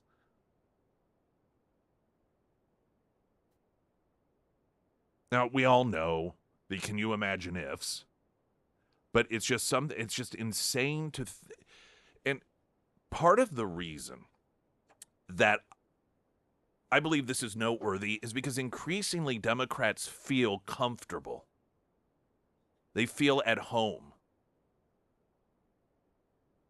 acting this way, displaying absolutely no discipline, perhaps because they have none.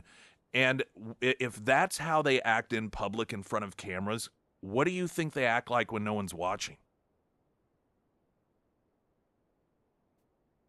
There was the congresswoman who last week compared redistricting to the Holocaust would get some attention and would apologize for it. And when the left does apologize for some of the absurd things that they say, like comparing the Holocaust to redistricting, it's usually an apology that's couched in the fact that, well, I was just very emotional at the time, and it was because I got caught up in this and that and so forth. And I find that increasingly Democrats, when they do apologize, they blame it on their heightened emotions. Do we really want people in positions of power that have so little control over their emotions that they fully acknowledge, oh, yeah, that was crazy, I shouldn't have said it, but, just get a little crazy sometimes. Maybe you shouldn't be in a position of leadership. If you have so little control over yourself, that when the political opposition does something that you don't like, you compare it to like the worst atrocities humanity has ever seen.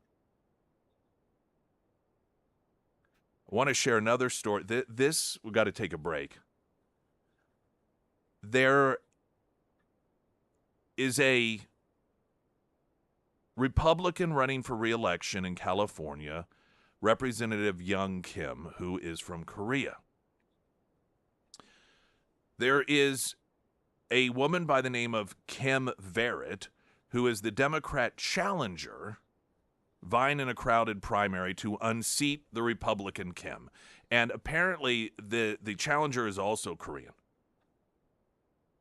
When I read to you some of the things that this Democrat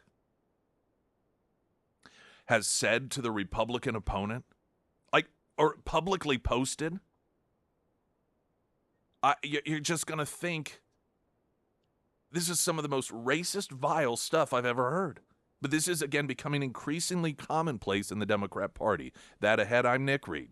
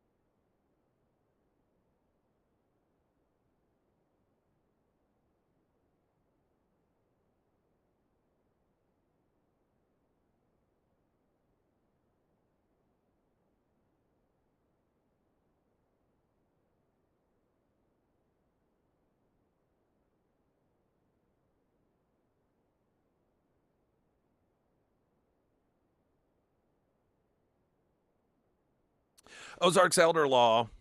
End-of-life decisions, they are not fun to make, but they're unavoidable. A lot of times people, it's human nature. You know, some people get right in, they tackle it, got to take care of it. But it is human nature for most people to put off the unpleasant. And end-of-life decisions fall into that category. The problem is you've got to make decisions whether or not you like it oftentimes, and the longer you wait, the worse it can be. You can be taken advantage of because you're not in your best state of mind. You can create situations in which kids fight, families fight. Maybe some family, you find out that somebody was a lot greedier than you thought, and they really don't have the wishes of mom or dad or grandma or grandpa as a top priority, but they just want as what they think they, quote, deserve.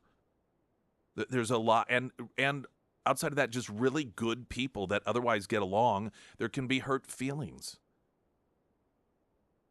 There can be completely avoidable rifts in family. Planning ahead isn't some magic formula that means everyone is automatically going to get along and there are going to be no hurt feelings when those moments come, but it certainly is light years ahead in diminishing the likelihood. It is so much better to plan ahead. Ozarks Elder Law can help you do that. 10 area locations. The consultation is of no cost. You can get additional information at ozarkselderlaw.com, also at ksgf.com under Nick's endorsements. That's Ozarks Elder Law.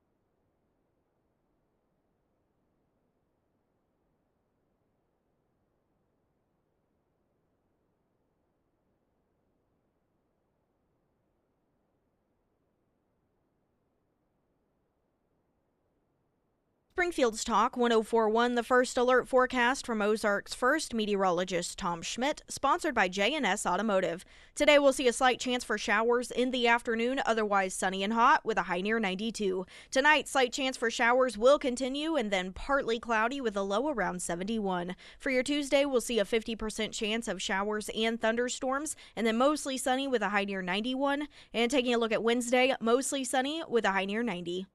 A number of you noticed the apparent lack of math skills with, I didn't even notice this, where I was playing the audio of Jasmine Crockett when she was asked about the recent New York Post story regarding former employees, people who used to work with her, and what a nightmare she is. She doesn't do any work. She's just interested in getting more likes on social media.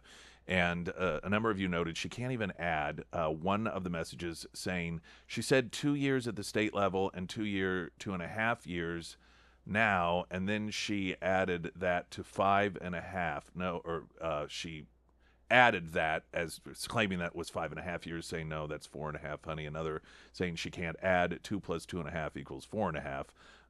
I didn't even notice that the mathematical part of what it was she was saying, but yeah, it's not surprising. Math can be hard. Listen to this story.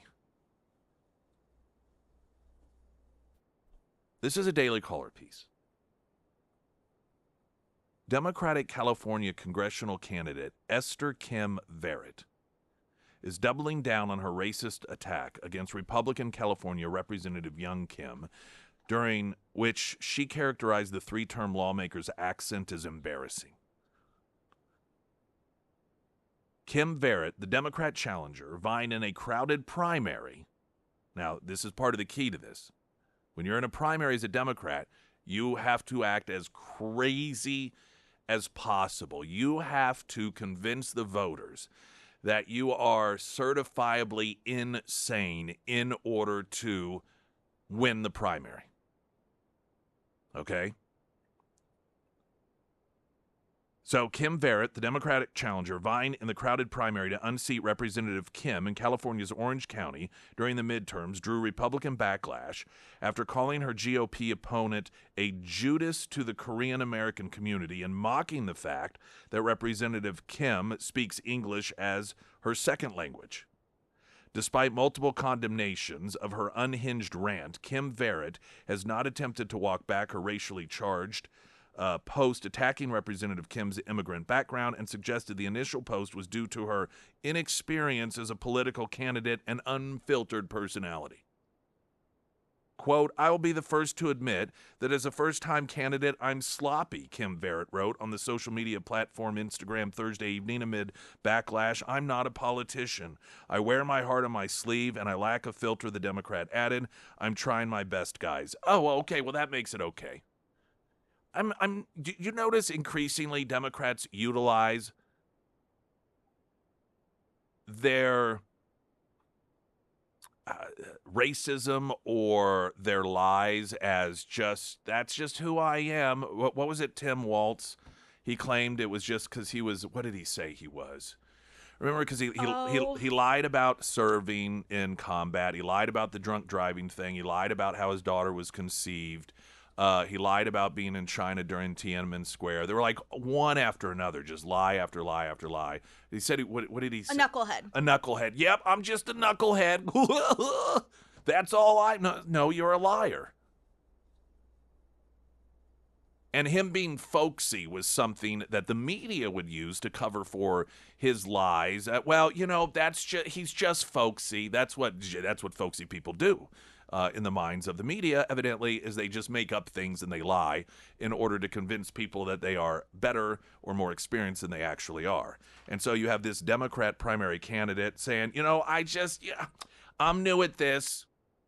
I guess I just didn't know that you're not supposed to be so racist.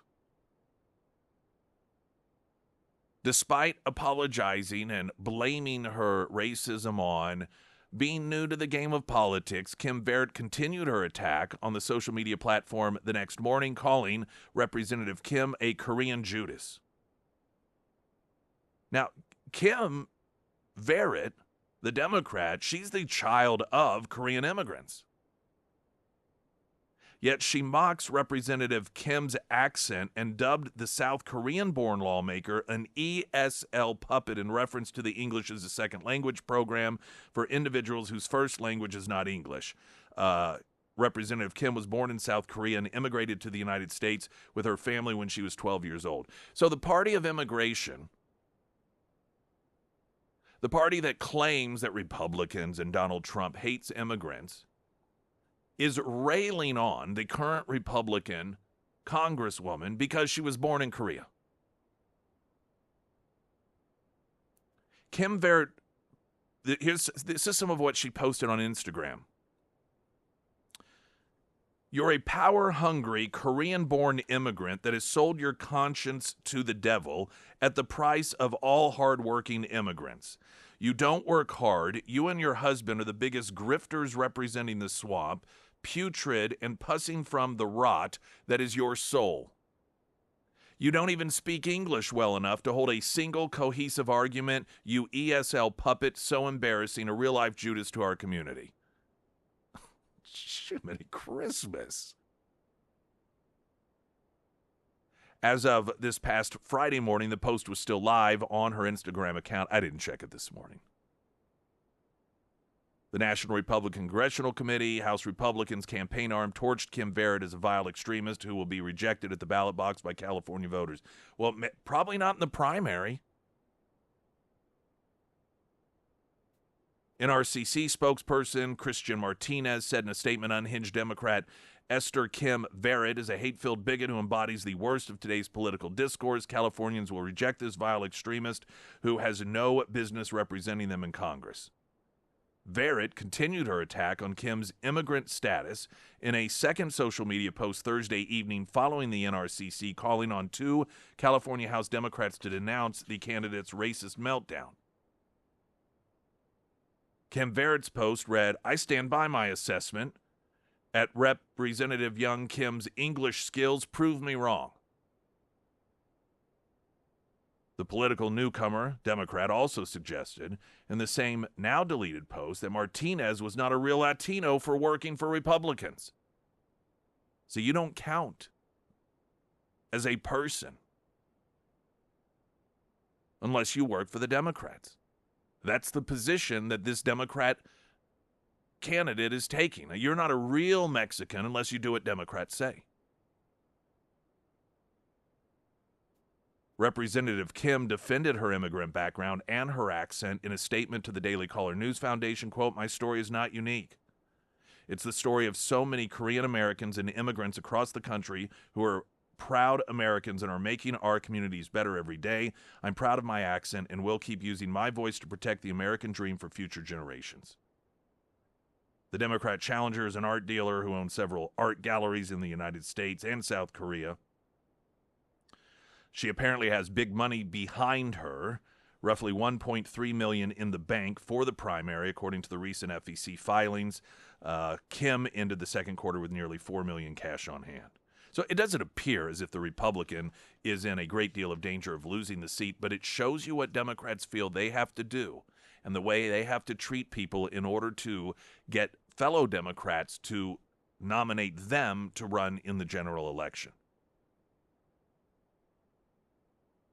Another real gem in the Democrat Party coming up, Beto O'Rourke, telling a crowd of very excited Democrats, F the rules, in regards to they'll just start doing whatever it is that they want to do regardless of the rules in order to win, as if that's going to be a new plan.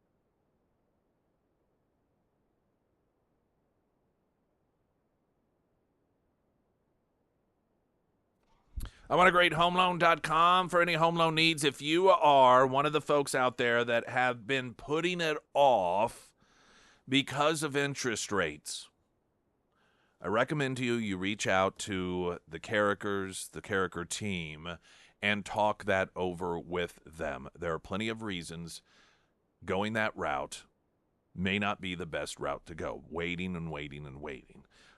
Trying to, game the system, time things out properly, because guess what? Lots of other people are doing that, and it can actually work against you, where you could end up coming out financially behind what you otherwise may have. Now, they can talk with you on that, and you may be better off waiting, depending on your circumstances. But point being is, if you haven't started that process to find out what it is that you qualify for, because you have made the decision, well, we're going to wait till the interest rates get down to 4% or whatever it may be, you could still do that. But I recommend reaching out through iwantagreathomeloan.com, getting the contact info, and having that discussion, that conversation. And listen, they're not there to try and sell you on anything. This isn't, their approach isn't, we're going to convince you need to do this. But they have a lot of information that you may not be aware of that can have an impact on what the best decision for you is. So that's why I recommend that you reach out, and all that contact info is at iwantagreathomeloan.com. Beto O'Rourke. There was an event covered by CBS News, and this was an event of Democrat activists and the subject of gerrymandering, which has been around since the early 1800s, and it's something that Republicans have just always written off as, hey, these are the rules. Democrats play by different rules. Just because they do doesn't mean we should, and they're hopping mad. Democrats are, because Republicans are beginning to level the playing field. Republicans are beginning to eliminate the double standard that they have allowed to exist by not taking advantage of their positions in power. And a lot of this I attribute to Trump, and Trump saying, no, we should not handicap ourselves and sit back while Democrats gerrymander and gerrymander and gerrymander to where some states like Massachusetts don't even have a single Republican in Congress. This is why they're so mad. This is Beto O'Rourke. We're not going to let him stop us. Are you with me on that? Ándale. As Mark was saying earlier, we don't await the punch thrown by these would-be fascists to land. We punch first, and we punch harder. We want California and New Jersey and Illinois and Maryland and every other state where the Democrats hold the governor's mansion, the assembly, and the state senate to redraw their congressional districts now, not wait for Texas to move first, to maximize Democratic Party advantage. Listen, you may say to yourself, well, those aren't the rules. There are no refs in this game. Fuck the rules. We are going to win whatever it takes. We're going to take this to them in every way that we can. Now, of course, you and I know the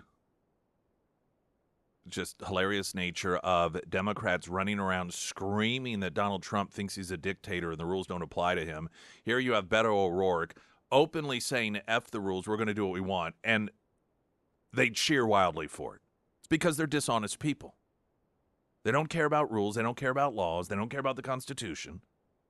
The only time they utter those words is if they think it can be used as a weapon against their opposition. Otherwise, they cheer the idea of completely tossing the rules out the window.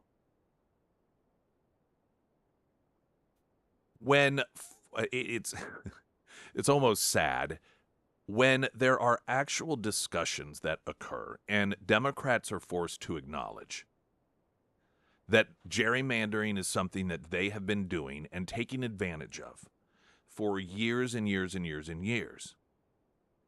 They will then say, well, this is different, see, because, I mean, Texas, they're doing it just like, off the schedule. I mean, you're supposed to do it after the census is taken. You don't have to. See, they have to figure out a way to explain how this is different. And because they're not doing it at the right time.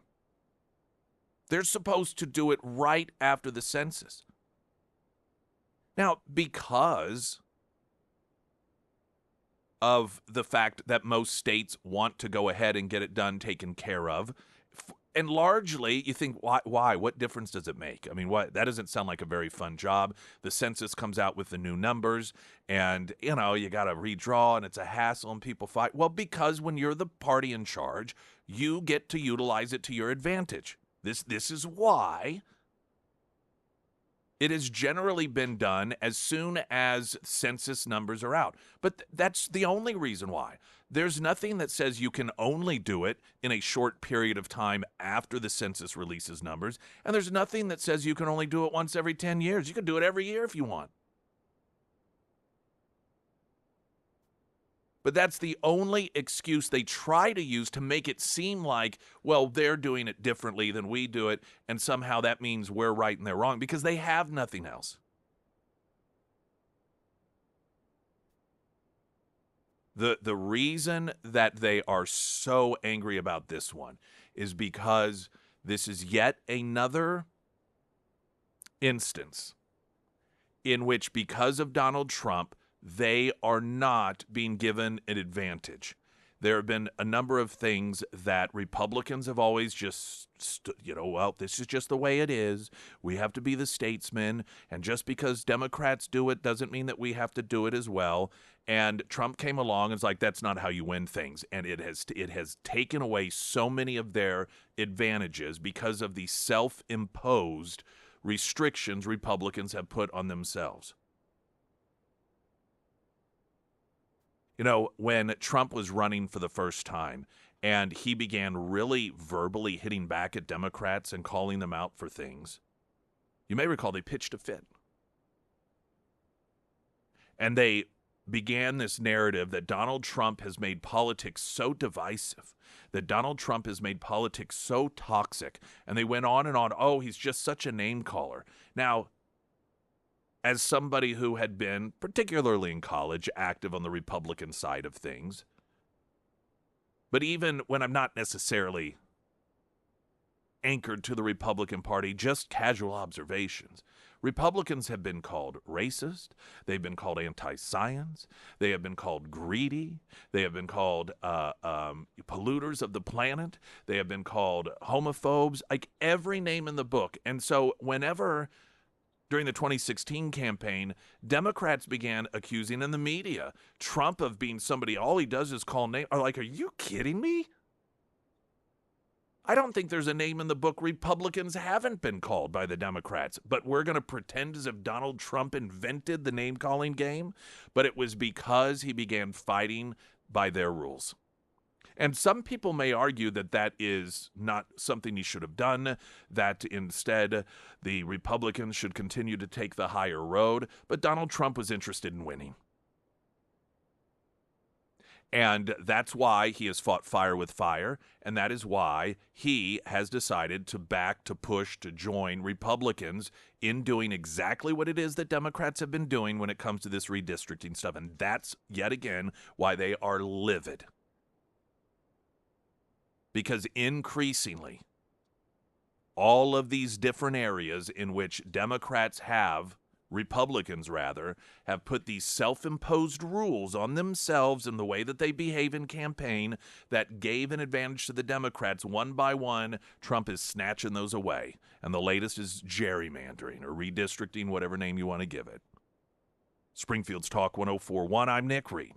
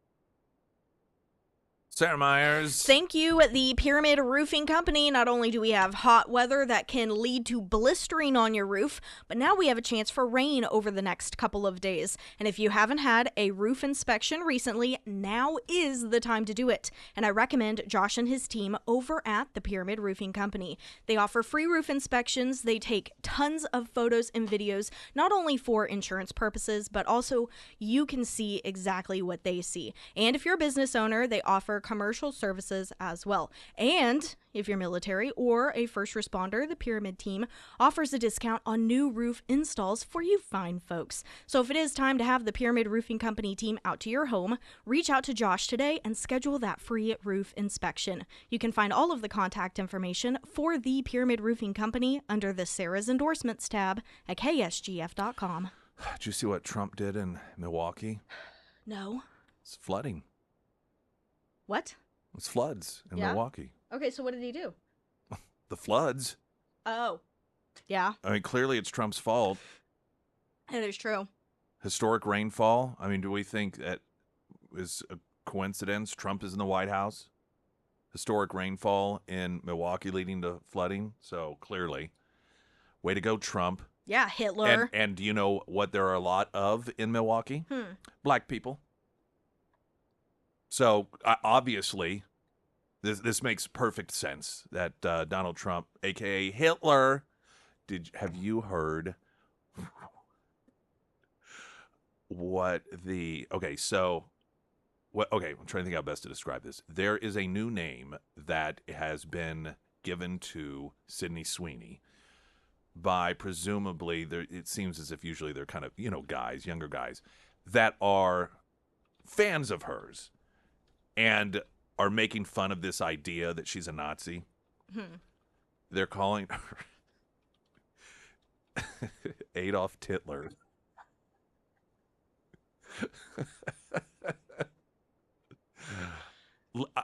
I got to tell you, I think that this whole thing with Sydney Sweeney and American Eagle, which you see that they did the dome in Vegas, I guess all weekend long was her ads on that dome. So I'm guessing American Eagle paid for that. I don't know exactly how that works. I believe that the fact that she's holding firm and ignoring it. And American Eagle had one response, essentially was like, whatever, and that was it. This may be the single most powerful shift away from this insane nonsense that as Americans we have been dealing with for however many years. There was a lot of recognition to comedians and people like Dave Chappelle who really fought back against the wokeness and got a lot of credit for that, as they should have. But I think it's different with Sydney Sweeney because when you're a comedian, you are doing something actively that is going to offend people. Sydney Sweeney wasn't like, she was just being her. Like just a pretty girl in an ad. She wasn't telling jokes that were making fun of anyone. And we have become so beaten down in our culture at being afraid of offending someone. And this, to me, is the first instance that we've really seen that is so widely recognized of a young woman who was just doing her job, nothing offensive whatsoever, and the left went nuts over it. And everyone's like, so what? You're insane. Just almost this, it just feels like a momentous shift culturally in our country, giving people permission just to be normal and not having to apologize because other people decide to be offended. Glenn Beck's coming up next. Talk with you tomorrow. I'm Nick Reed.